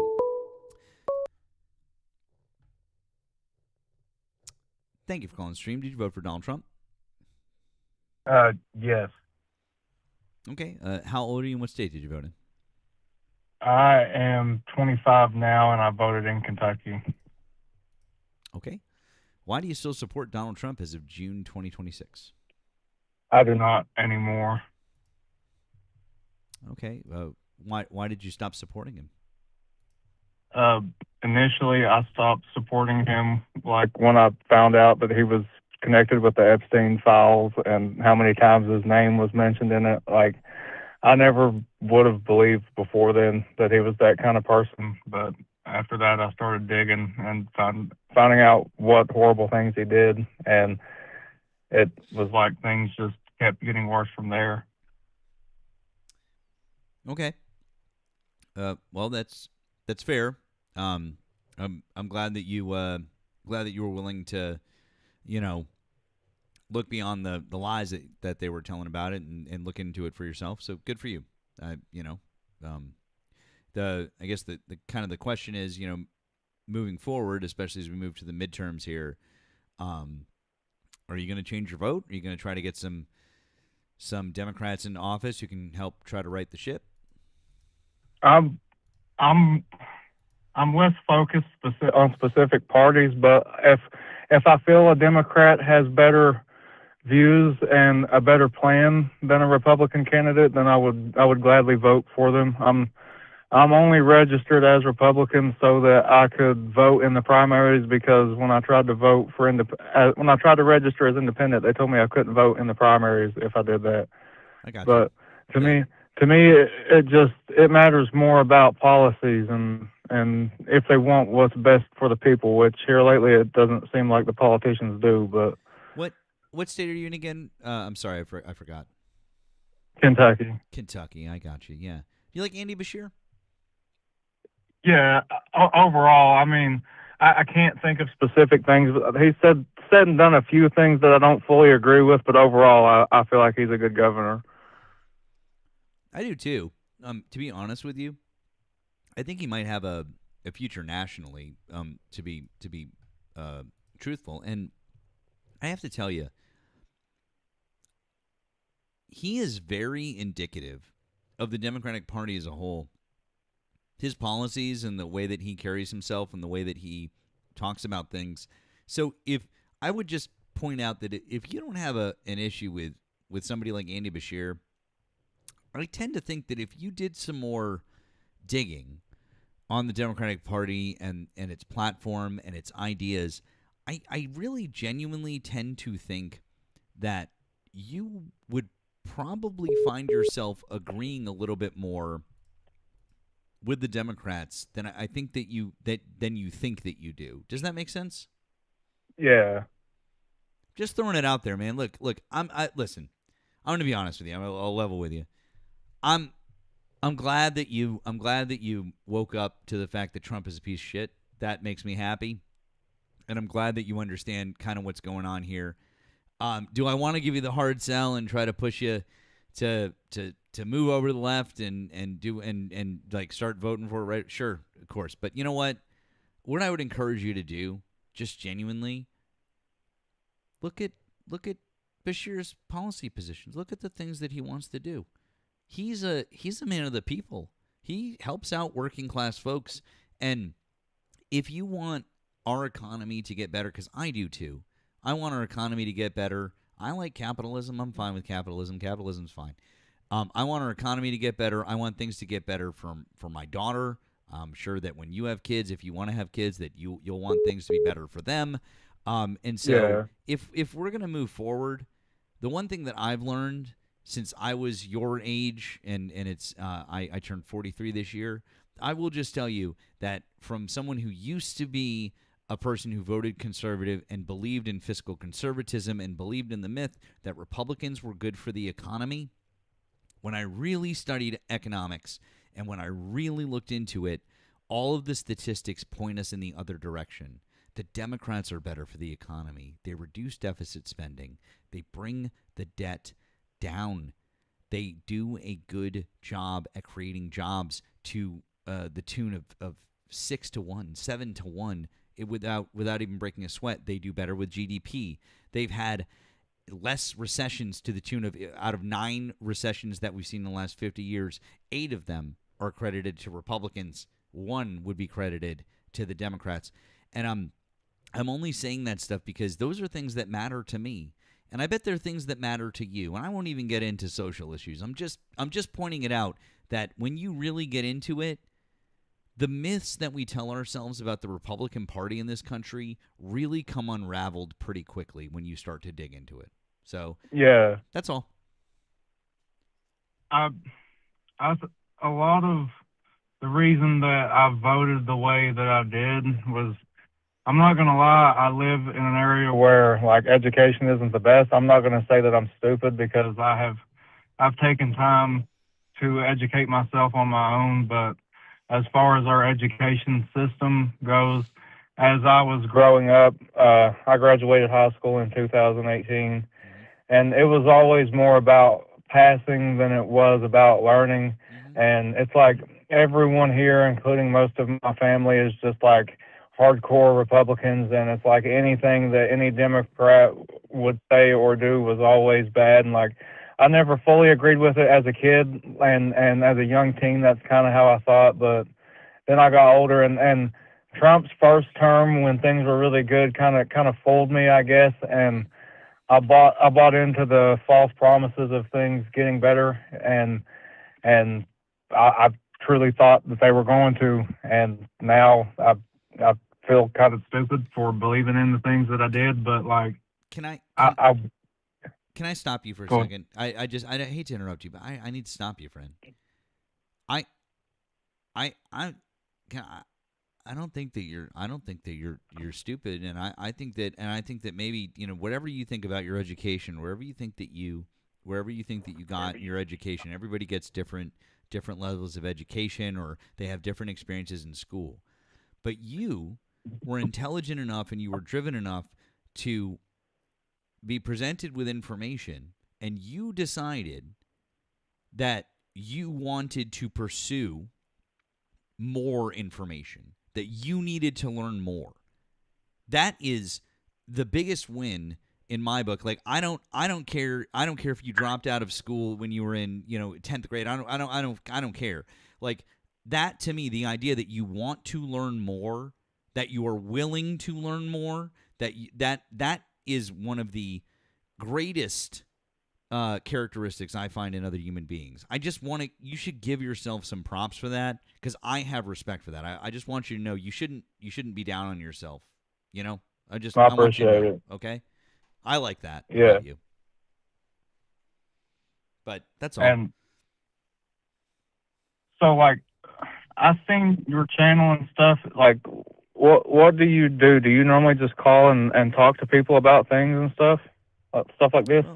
Well, people generally call in because they want to answer the prompt, right? Why do you still support Donald Trump? They want to talk about why they continue to support him, or why their political views align in that way. And the reason why I ask the question, why do you still support Donald Trump, as opposed to why did you vote for Donald Trump, is because I think it's very easy for someone to say why they voted for somebody, but I think it's a lot more difficult for someone to face the realities of what is happening today and the policies that have been implemented by the president and by this administration, because they've hurt Americans. And he purported to be America first. He purported that we would have no new wars, that he would bring gas prices down, he would bring grocery prices down. One second, caller. Val, always a pleasure, friend. And we'll catch you another time. Thank you. I didn't want to bother you. No, I just wanted to let you know I had to okay. drop. That's okay, friend. We'll catch you later, bud. W's for our friend Val. Sorry, caller. So anyways, my point being, that's why I asked that question, is because I want to know why people, genuinely, I want to know why people now are still willing to do that and overlook things like the Epstein files, like you were just talking about, was a hard line for you, which, again, I applaud you for. But I want to know why people are still there. And I'm hopeful that in having those conversations, even if I don't convince the other person to change their views, that there are other people listening. If there's 1,400, 1,500 people listening, that maybe a couple of them will decide that they are curious about something I've said, and maybe they'll be like you and they'll go look something up, and that will be the thing that changes their mind. That's all that I can hope for, but that's kind of what I'm doing here. Yeah, I understand. Like, I've seen people do debates and stuff on YouTube before, but it seems like the majority of them just want to belittle people or just cuss them out or make them feel bad for having different opinions than they do, and try to boost their own egos. But I sat and watched, and I didn't really know how it worked. I didn't know if I called in, if it just immediately got answered. But I don't know. I have enjoyed speaking and giving my thoughts on things. I will be honest with you. There are some people that call in that I think say terrible things, that say really, really stupid things, and I think that are also very disingenuous. And I will absolutely call them out on it, and I will absolutely say not nice things to those people. But if someone, even with opposing viewpoints, if somebody wants to call up and they want to have a genuine conversation, I am very willing to do that. I don't mind. I just don't want someone to be disingenuous, and I don't want someone to be hateful.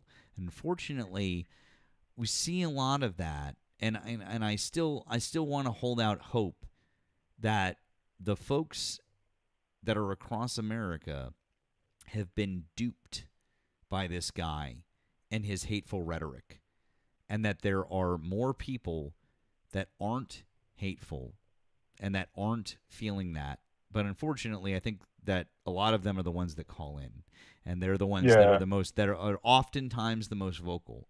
And I think that there are more people like you that are sitting out there in the chat right now, and that are listening to us talk right now. But people like you, but you called in, which is nice. It's nice. I'm glad that you called in. But I bet there's a lot of them listening out there who have the same thoughts that you do.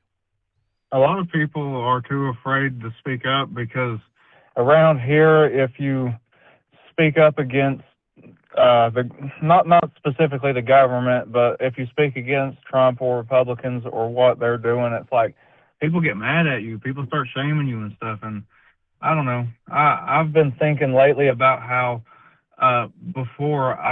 it may sound weird to say, but I started thinking that like I felt kind of brainwashed by things. And it's like I talked to one of my friends who also kind of feels the same way about it. And the way that Trump talks to people, the way that he gets people behind him, it makes me afraid that he's going to be like, I don't know what I can and can't say on YouTube. I don't want to get you in trouble, but I feel like he's going to be the next dictator. Okay, well, I feel like he's going to be the next Hitler, and I'm saying that I live in a rural town. I have a speech impediment, kind of. I can't say certain words right, but I live in a small countryside town where people they follow him like they follow Christ, it seems like, and it scares me because it doesn't matter what he says or does. I'm afraid that people are going to support him just because it seems like they have been. Like they already have been with stuff like, specifically the Epstein files and things like that. Yeah. Well, number one, you may say you have a speech impediment friend, but you've been nothing but very eloquent on the phone here with us. So again, really, you're doing quite well. So would never have known.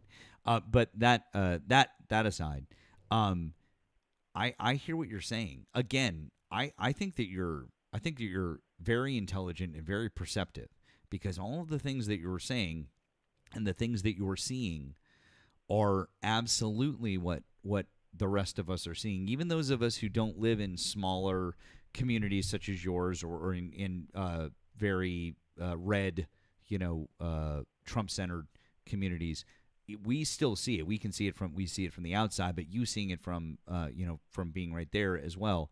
I understand what you're saying. There is a cult of personality there.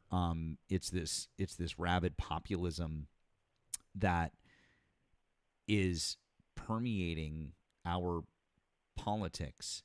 And the thing is that I've liked a number of Democratic politicians. I think Obama is the politician that maybe I liked the most previously, but I still had criticisms of the guy. I still have criticisms of him today, of things that he did when he was president that I didn't like, and I'm willing to stand up and say, hey, like I don't like that, and you did this wrong, and that you shouldn't have done that. And he still is one of my favorite politicians.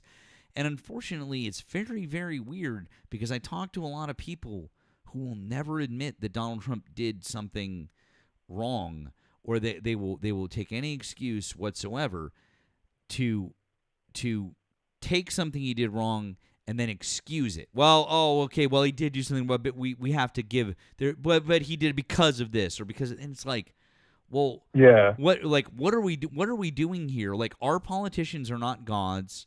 They're not dictators. Our politicians need to be held to account, and it doesn't matter if they're Democrat or Republican. I'm here to say that if, again, Bill Clinton in those files and done some shit, bury him under the jail. I don't fucking care. It doesn't matter to me that Bill Clinton was a good president who was a Democrat, and that would tarnish. I don't care. Literally, lock him up and throw away the key, because he's not a good person if he did things that they're accusing him of doing. That's totally fine. And I just wish that people were willing to take their blinders off. And that's why I'm giving you I give you credit, friend, because I think that being able to step back and see it, and also see what's going on with your family, your friends, with the people around you, it's a little scary. It's a little scary, but that's why what we're trying to do here is right the ship. That's what I was talking about, with the midterms, different things, because the way to combat what's going on there is voting, because we can't all take up arms against the government, because as much as that's a myth we'd all like to tell ourselves, the U.S. Army is far greater than us. So we have to vote. We got to vote our way out of this. You know what I mean? Yeah. Like,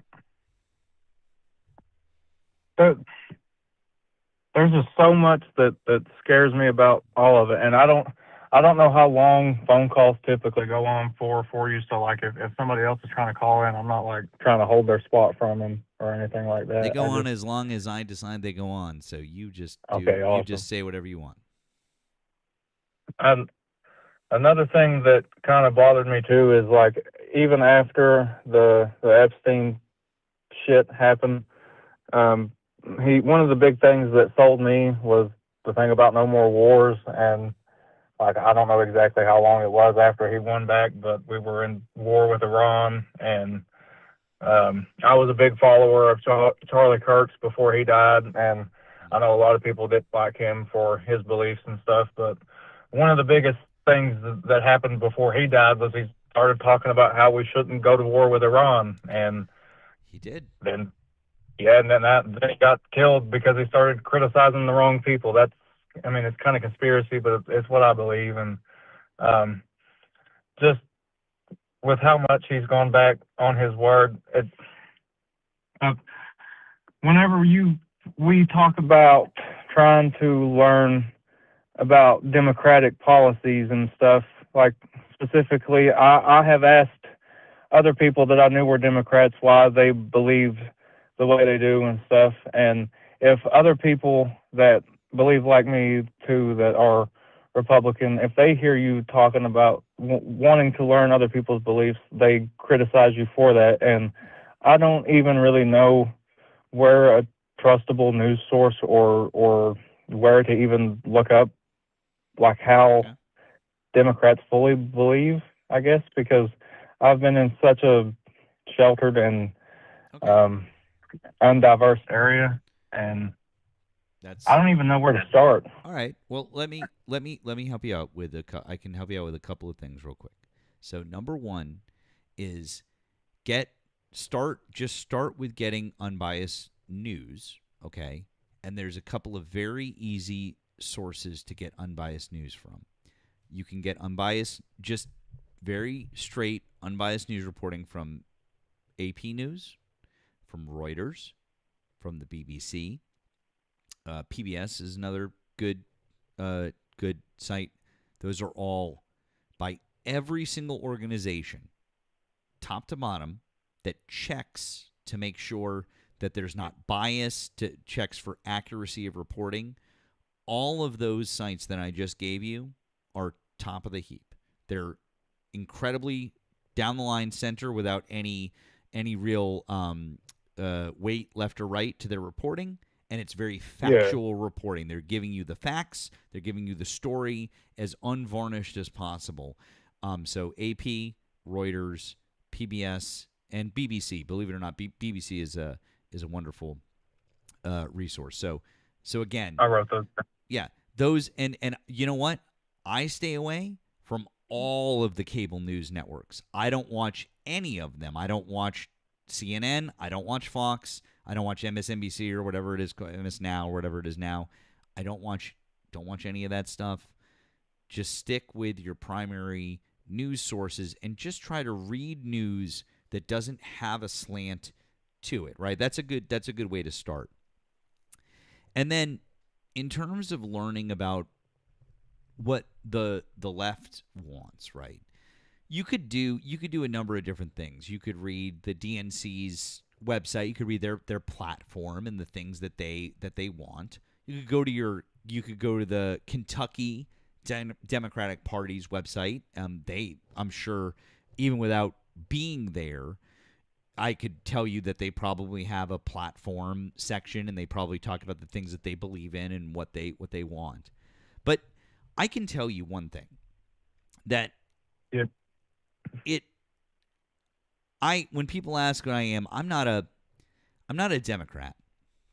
Because I mean, do I vote for Democrats because they align closest with what I believe in? Yes, they do. But I don't consider myself to be a Democrat. From a political philosophy standpoint, I am a progressive. And what a progressive is, it's actually really simple. At the root of everything I believe is that we should move the human condition forward. We should, as a group of people on this earth, we should be moving forward and things should be getting better. That's pretty much it. And so if you look at everything through that lens, and you look at things in this world that we want to move forward, that we want to progress in this world, it kind of starts to make a lot of things crystallize. And so when you look at things that way, as that's what I am. I'm a progressive. You may not feel that way. And there's also a couple of different tests that you can do that would kind of help you maybe determine where you fall politically. But that's basically the best way that I can describe being on the left versus being on the right. Is like, do you want to be a person who believes that we should move forward as a people, or should we believe in the opposite of that, where we should try to not move things forward and we should only try to look backward for what we're trying to do? And I just don't personally believe that. I think that all of the good things that we've gotten as human beings have come from looking forward and being progressive. So that's the best way that I, like, in a very, very short way, could explain that's the difference between the left and the right in my way of explaining it.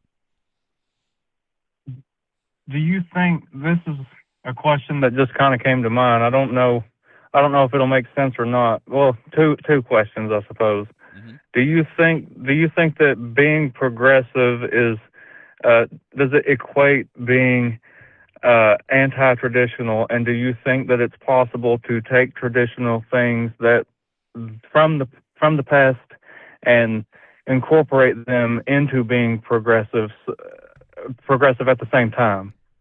Absolutely, you can. Here's the thing about being progressive. Do you genuinely think that it's my business to tell you how the fuck to live your life, like who you should marry and like what you do in your bedroom and like how to raise your kid? Like, is that my job? No, it's really not. Like, unless you're hurt, like, I mean, obviously, unless you're hurting them or your partner. I mean, like, obviously we have laws, but like generally, like, obviously, assuming none of those things, I have no desire to. I want you, my friend, to, if you want to live the most traditional life, that the most traditional American life that you possibly could. You want a wife and 2.5 kids and a dog and a 3-bedroom house and a white picket fence, and that's all that you want. You want to go to church every Sunday. God bless. I love that for you, and I'm very happy. And if you can get all of those things that you want, I am so happy for you as a fellow American. Like, that's great, because to me, that's progressivism. That means that you got to do the thing that you want. Because so often in human history, we're all just fucking stuck not doing the things that we want to do because we're beholden to to the government or to our jobs or to this or whatever it may be or other groups. I want you to have those choices to be able to do that. And the only thing that I ask in return for me wanting that for you is you wanting that for other people, which means, like, you know, we're not gonna hate other people. We're not gonna hate gay people because they want to be together, because they just want to live their lives and they just want to be left the fuck alone, and they just want to be they just want to be people. And so if we could do that, then of course I don't care. If you want to do your thing, the problem is when you don't want to let other people do that thing. Or the problem I've is, experienced that myself. Right, okay, then there you go. See? You don't like that. Nobody likes that. This is like kind of besides the point a little bit, but so I'm not going to try to be too personal about things. I believe in God. I would not fully consider myself to be Christian, but I believe in God as my Savior and stuff. My ex, she was with the church. They were kind of cult-like. They were their own denomination and stuff. They were like strict Baptists. They wore like all denim skirts, all that. And I used to be an atheist. I used to be an alcoholic pretty bad, covered in tattoos. And I have since that was all whenever I was 18 to 22 or 21, and since then I was ordained and baptized and stuff, and I went to their church, and after one sermon, I didn't speak a word to anybody. I went there and listened to one sermon, and they told her that if she didn't leave me because I had tattoos, that they were going to excommunicate her from the church. And I was thinking, like, if they're discriminating against me like that just because I have tattoos, what are they doing to everyone else that they don't agree with? That's sad. That's disappointing. It's exactly, there you go. Why? It's just because of something that's in Leviticus, that's in the Old Testament, that literally doesn't matter anymore. Yeah, you know what else is in Leviticus? Is that you're not supposed to touch the fucking skin of a dead pig. So guess football is a sin too, FYI. You know, what the fuck? Amongst others, there's plenty of other things you could point to in Leviticus that are stupid. But it's, dude, and again, it's totally I think it's totally fine to be a practicing Christian, because I think that Jesus said a lot of really, again, it's not, I grew up Catholic, and I'm not in the church anymore, and I do consider myself to be an atheist. But that being said, I think it's really cool to be Christian, because I think that Jesus, if you like actually do the shit that Jesus was talking about, it was pretty fucking cool. He was we want to talk about progressives. Jesus was a progressive. Jesus was like, we're going to be better at shit. We're going to help. We're going to feed people. We're going to take care of the sick. We're going to, if there's a stranger in the strange land, we're going to welcome them as our neighbor. That's what we're going to do. And he was a communist Jew who preached all of those things, by the way, FYI. I mean, like, literally, he lived in a commune with 12 other guys. I mean, this is for real. So, like, I mean, he said some really amazing stuff, and if people actually do that shit, I have so much respect for people that follow the actual words of Jesus Christ, because they're people that are doing good in this world, because that's what Jesus actually said. He didn't say go out and hate people because they have tattoos or hate people because they're gay. He was like, go out and be friends with all of the lowliest of the low, and whatever you do for the least of my brothers, you do for me. He said those things, and it seems like everyone has forgotten that that's the crux of Christianity. So, like, again, I'm sorry that you had that experience, but if you know what it's like to feel outside and to be other just for no appreciable reason, that's all that I'm saying. It doesn't have to be your life. That's the thing, is that those people don't have to get tattoos. You have tattoos. Other people don't. That's the whole point. It's like, that's fine. Not everyone's not gay. Everyone's not straight. Everyone's not this, that, bi, lesbian, queer. Like, doesn't matter. Everyone can just do their own thing, and we can respect that. That's the beauty of America. And I think that on the whole, that's really what the left is kind of trying to say. They don't want to tell you that you can't go to church or that you can't believe in God, or they just want to be like, can we just please, like, let gay people exist and not be, like, killed for being gay? Like, that would be nice, like, because that would be cool. Like, I don't think we should do that to people just because they're gay. Like, they're really nice, and they're lovely people. Like, I don't think we should do that. So, See, like, us talking and having things explained to me in simple English, like, it seems as though the people that I believed before were twisting what Democratic people want to do. I've realized that a lot of the things that I did already believe aligned more with the Democratic Party than it did with the Republican Party. I just, the area I'm in, it seems they made it out that the Democrats are trying to do what they're doing now, and it took this phone call, literally this moment, for me to realize that. yeah, man. Listen, it happens.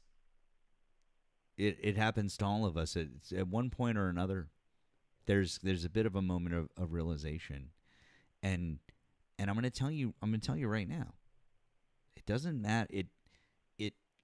I'm not here to tell you that every person on the left is perfect, or that every Democratic politician is, because they're not. There's plenty of people that I will point to, and I'll be like, oh, I don't like them, or they did something wrong and this and that. But here's the biggest difference, right? You more often on the left-hand side of the aisle will see people stand up and say, hey, that thing is wrong. We're not doing that. You should not be here. Senator Bob Menendez is a perfect example from New Jersey, who is alleged to have been bribed by Egypt with gold bars and all these different things. When the charges came out against him, the Democratic senators stood up and they were like, you should resign now. Not after the trial, not if you're found guilty. Resign now. You have been accused of doing this thing, and that's bad enough. Like, go away. George Santos, the Republican congressman from New York, last year defrauded his own constituents to the tune of hundreds of thousands of dollars, was charged with this, and they kept him on as long as they possibly could just for key votes, and then he went to prison, and he had to resign because he was found guilty, and he went to prison. Oh, and then, by the way, Donald Trump gave him a full pardon, which means not only did he get out of jail, but he didn't have to pay back any of the money that he stole from his own voters, from Republicans. He stole the money from Republicans, and he doesn't have to pay it back. And I was like, holy shit, like, we're really, what the fuck are we doing, guys? So that's what I mean, is like, I won't sit here and pretend that the left is perfect, is virtuous, but what I'm going to tell you is that when you have the realization that it's just more of a way of thinking. Be progressive in the way that you think. It's not about the Democrats and the Republicans necessarily. It's just, I want things to be better moving forward in America. That is progressivism. That is, we want a better economy for the middle class and for the lower class. People like you, people like me, people like the majority of the people who are listening to this live right now, they deserve a good livable wage. They deserve the chance to buy a house if they so choose. They deserve all of those things. They deserve a chance to go on vacation. They deserve a chance to have kids and afford kids if they want to do those things. That is fundamental and should be fundamental to our lives. The fact that we can't do those things at the moment is a crime in America, that the middle class has dwindled to where it is. So I believe in that. I believe that we should have health care, and not just health care in the way that we have it now. I believe that we need to have universal health care, that we should have a system just like they do in European countries where we would all have access to the healthcare system because we pay taxes and we get to go and have access to it. Could you still get private insurance if you wanted to, or you wanted additional services or different things? Sure. But you should be able to go see a doctor without having to worry about, do I have insurance? What's my copay? How much is this actually going to cost me? Oh, well, I hurt my leg last week, and it really hurts, and there might be a hairline fracture in it, but I don't want to go to the doctor because they're going to tell me to go to the emergency room, and it's going to cost me thousands of dollars, so you'll sit there in pain and not go to the doctor, whereas in other countries in the world, you could just fucking go. Yeah.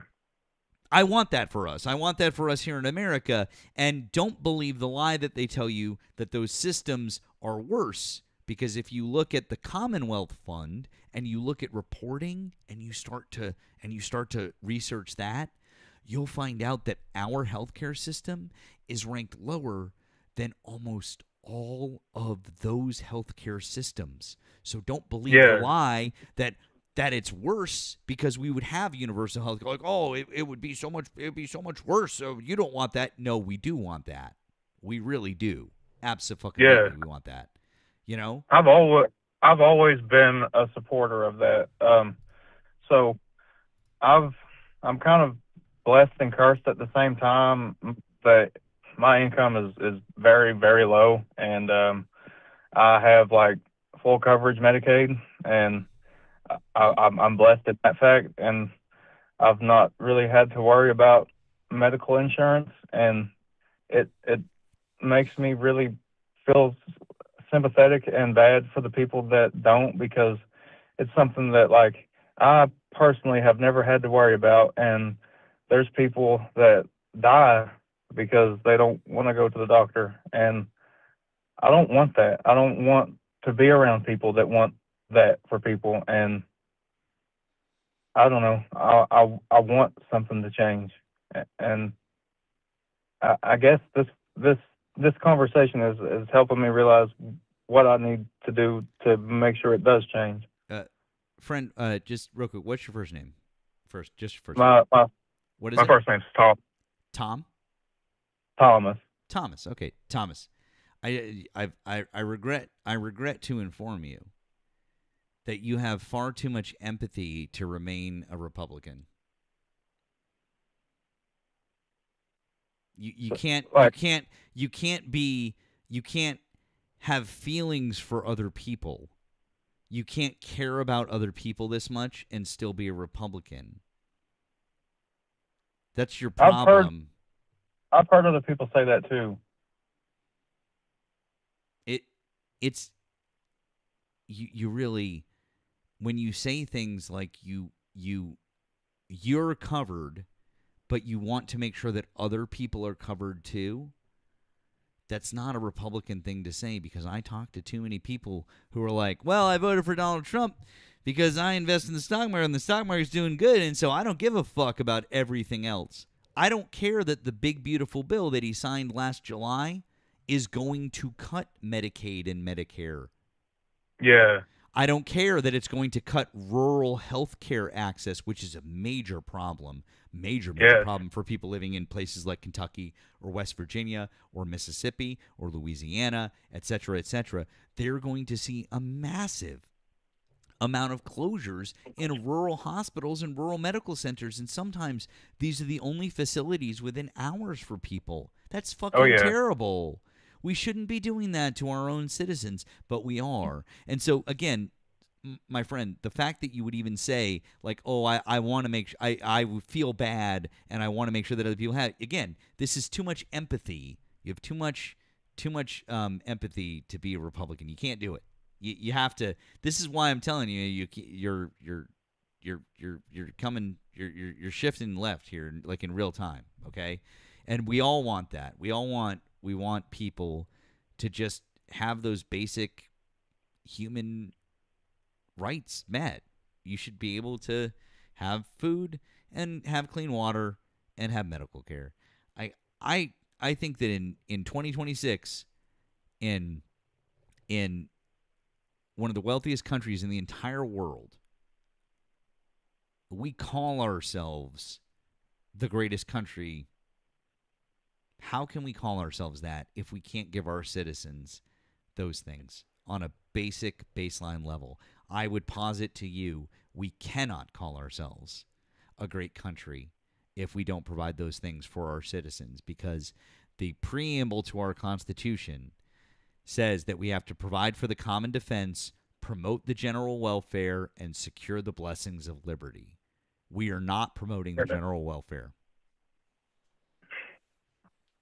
I feel like what our founding fathers intended for our country to be and what it is now is shifting more towards what they fought to revolt against than what it actually is now. And I don't want to get to the point to where people think that the only solution is to revolt. I want to be able to fix things now before it gets any worse. I'm with how gas has gone up.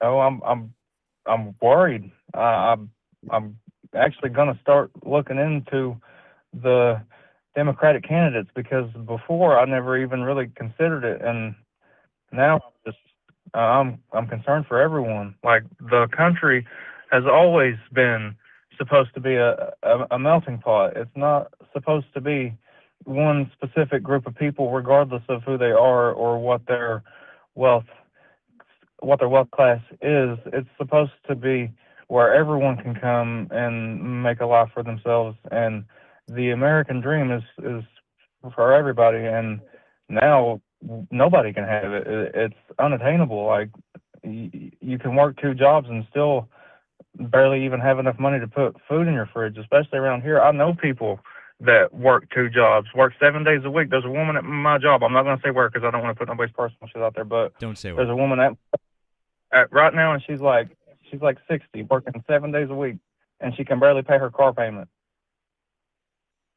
It's crazy. Tom, sorry, my name's Erika. Can I ask a quick question? Too. Is that okay? Did you happen to watch the King of my country, King Charles II, speak in Congress when he came on his official visit a couple of months ago? Are you asking me? Yeah. Oh, no, I did not.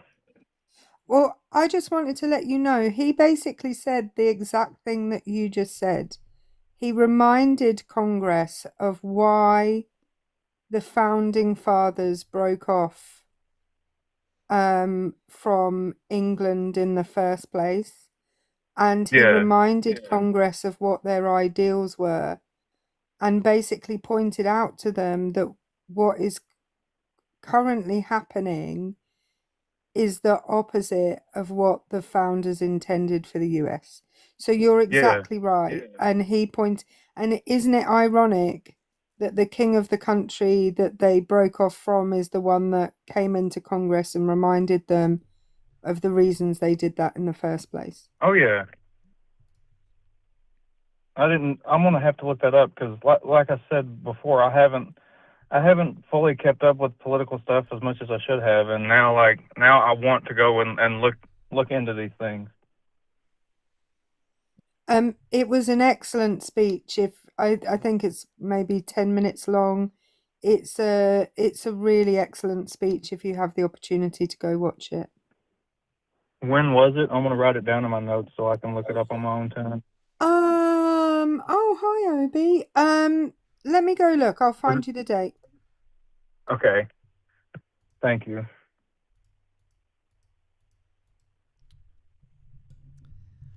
Thomas, really appreciate you calling in tonight. Glad we could have this conversation. I've wanted to have discussions about political beliefs with many people. I've done one article with a student from Yale, and my interview got published there, but there's not really many people that are willing to sit down and discuss things without getting angry. Like I told you before, if you're trying to be genuine and you want to have an actual conversation, I really don't mind. I think the problem is that people are trying to be disingenuous.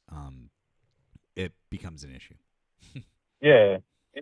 Thomas, it was the 26th of April. Okay. This year.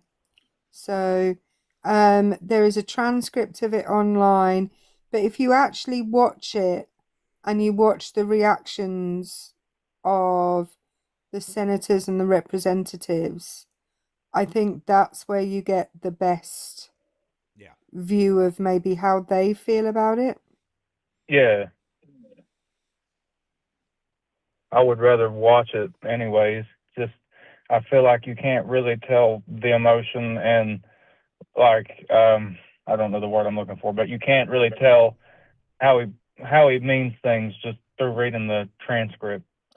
No, I get you. I would just remind you though, he is British, so we don't have emotions over here.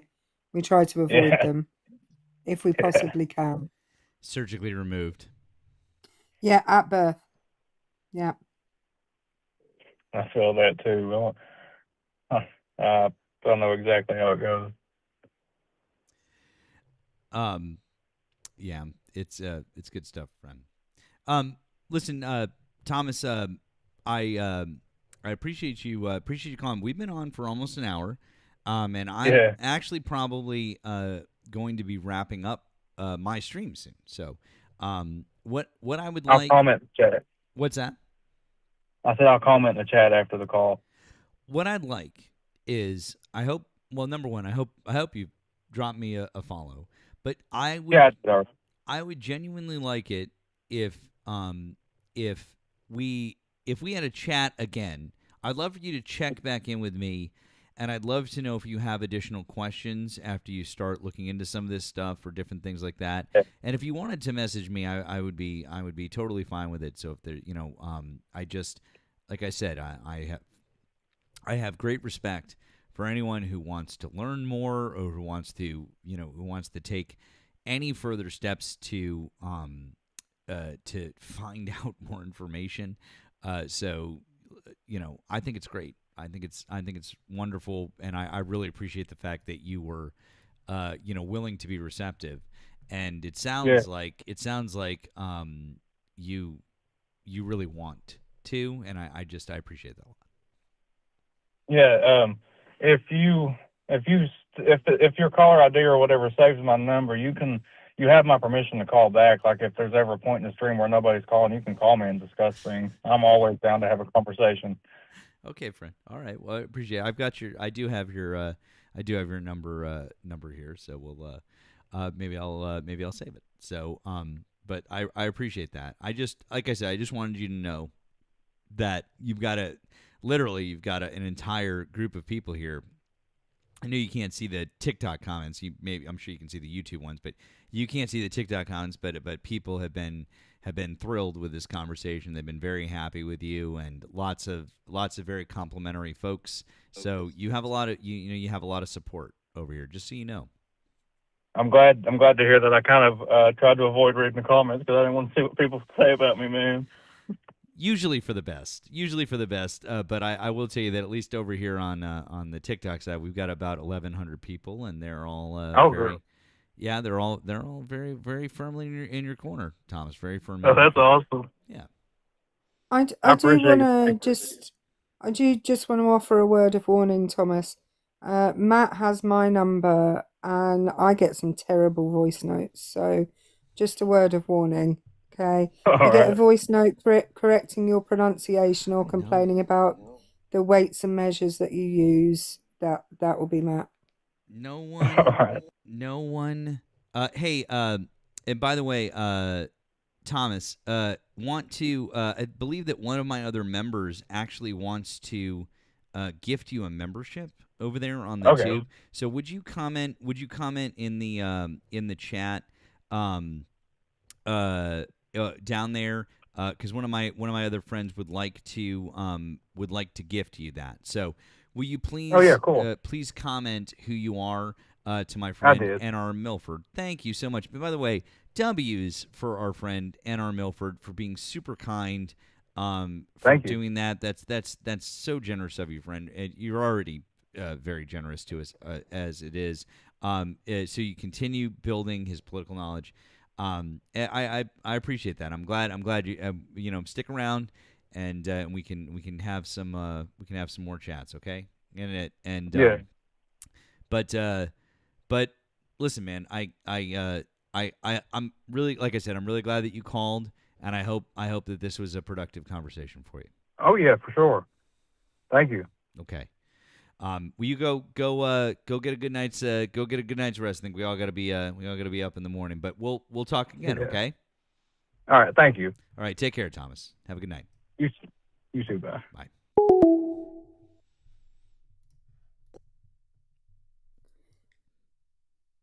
I'm glad Thomas got my dry sense of humor.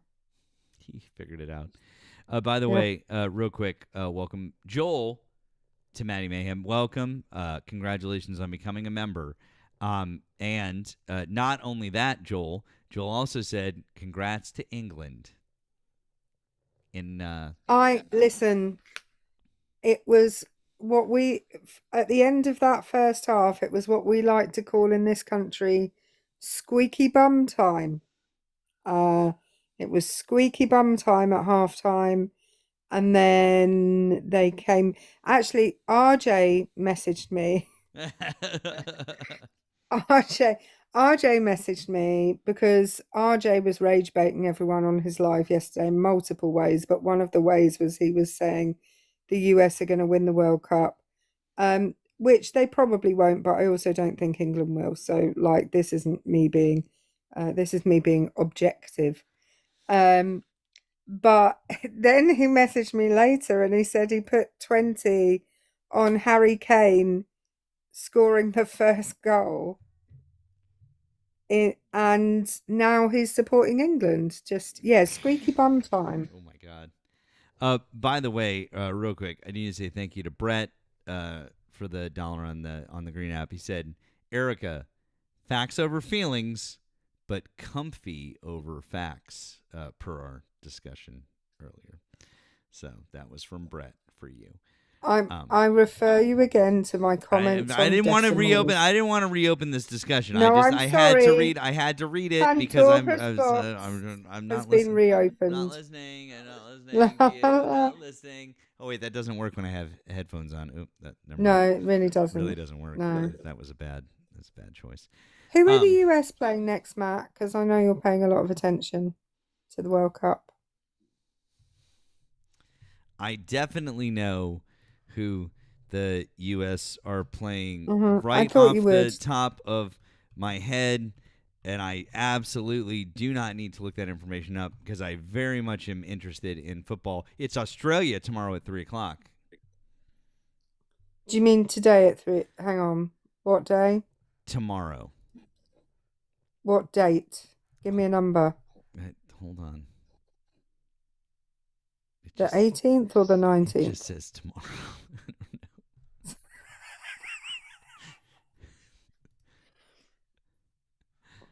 Okay, I don't know why are we getting some? Okay, hold on, I'm pulling it up. I'm just muting people. The 19th. Okay, The so 19th. actually tomorrow. Well, I'm just confirming because that's what it says here. Yep, the 19th in Seattle, USA versus Australia, Group D. Group D, huh? D. Is it a big D? You know it. And then let's see. And then I did know that our next game here in Boston, even though it's 45 minutes outside the city, is Scotland versus Morocco. That's going to be fun. Is Scotland based in Boston the whole time? Are all of their games in and around Boston? All of their games? Well, the group games. No. Then I think they go to Miami. Oh. Yeah. So that's gonna be different.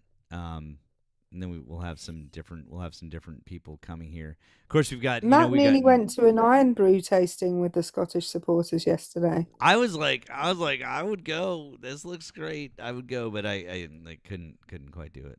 So, yeah, the Scots are winning over hearts and minds. Also, I've seen so many like wonderful videos. Like they're talking about how much they love the city, how nice people have been. Like everyone's been making like just fucking gushy nice videos about the people of Boston, talking about how great the Scottish people are, the Scottish people talking about how much fun they've had in Boston, how great it is, blah blah blah, like all this different stuff. And it was like everyone's just got a hard on for each other. It's pretty funny.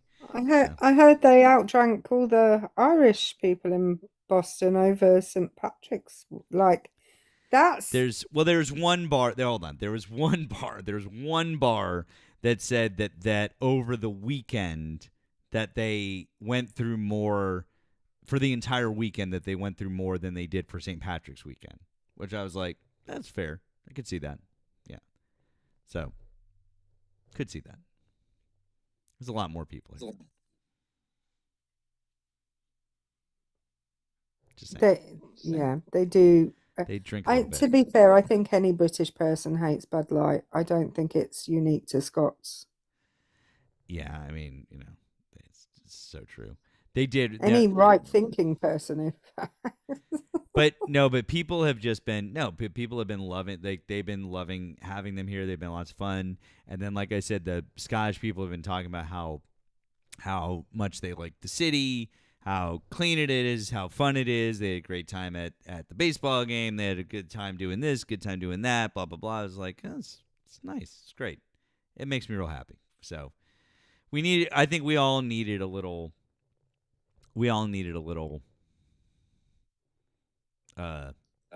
of this, a little goodwill across the board for everybody. Oh, Thomas has started a TikTok account. Oh, by the look of it. Hey, Tommy. All right, look at that. All right, he's on TikTok now. All right, Tom, drop me a follow and I'll follow you back when the live is over. I see who you are. I got you, friend. All right. Speaking of the live being over, it is time. It's time to wrap things up. So please make sure that you've dropped your follows and subscribes across the platforms. Appreciate that. Do the same thing for my friend Erika over here. My friend Erika. That would be great. Hi. Appreciate that. Once again, if you want to offer additional support, it is very appreciated. You can do so via links in bios. And over on the tube, you can find that in the description of the video. It's very easy. Yes. Can I ask a quick question? Of course. What time did you start at normal time? I did. I started right at 10. You really need to remind people to tap and share, because I'm looking at the number of taps and the number of shares, and I'm not mad, guys, but I am disappointed. What have you been doing?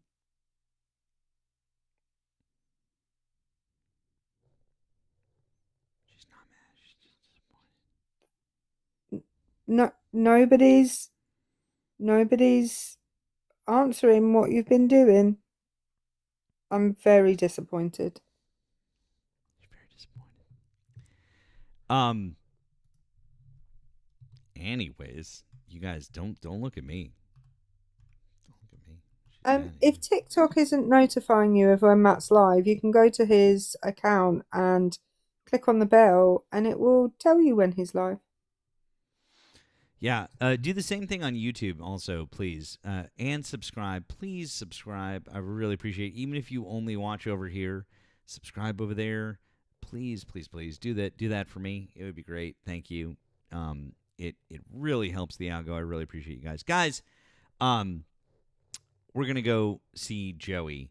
I think I owe Joey another raid because I was up with him earlier and had some fun. But he did let me yell at somebody earlier, so I feel like we should give Joey a nice little raid. So Hang on, he let you, or you just did it and he didn't complain? anyways, we're gonna go see Joey. I put his @ right down there. Sorry, don't remember asking you a goddamn thing, Erika.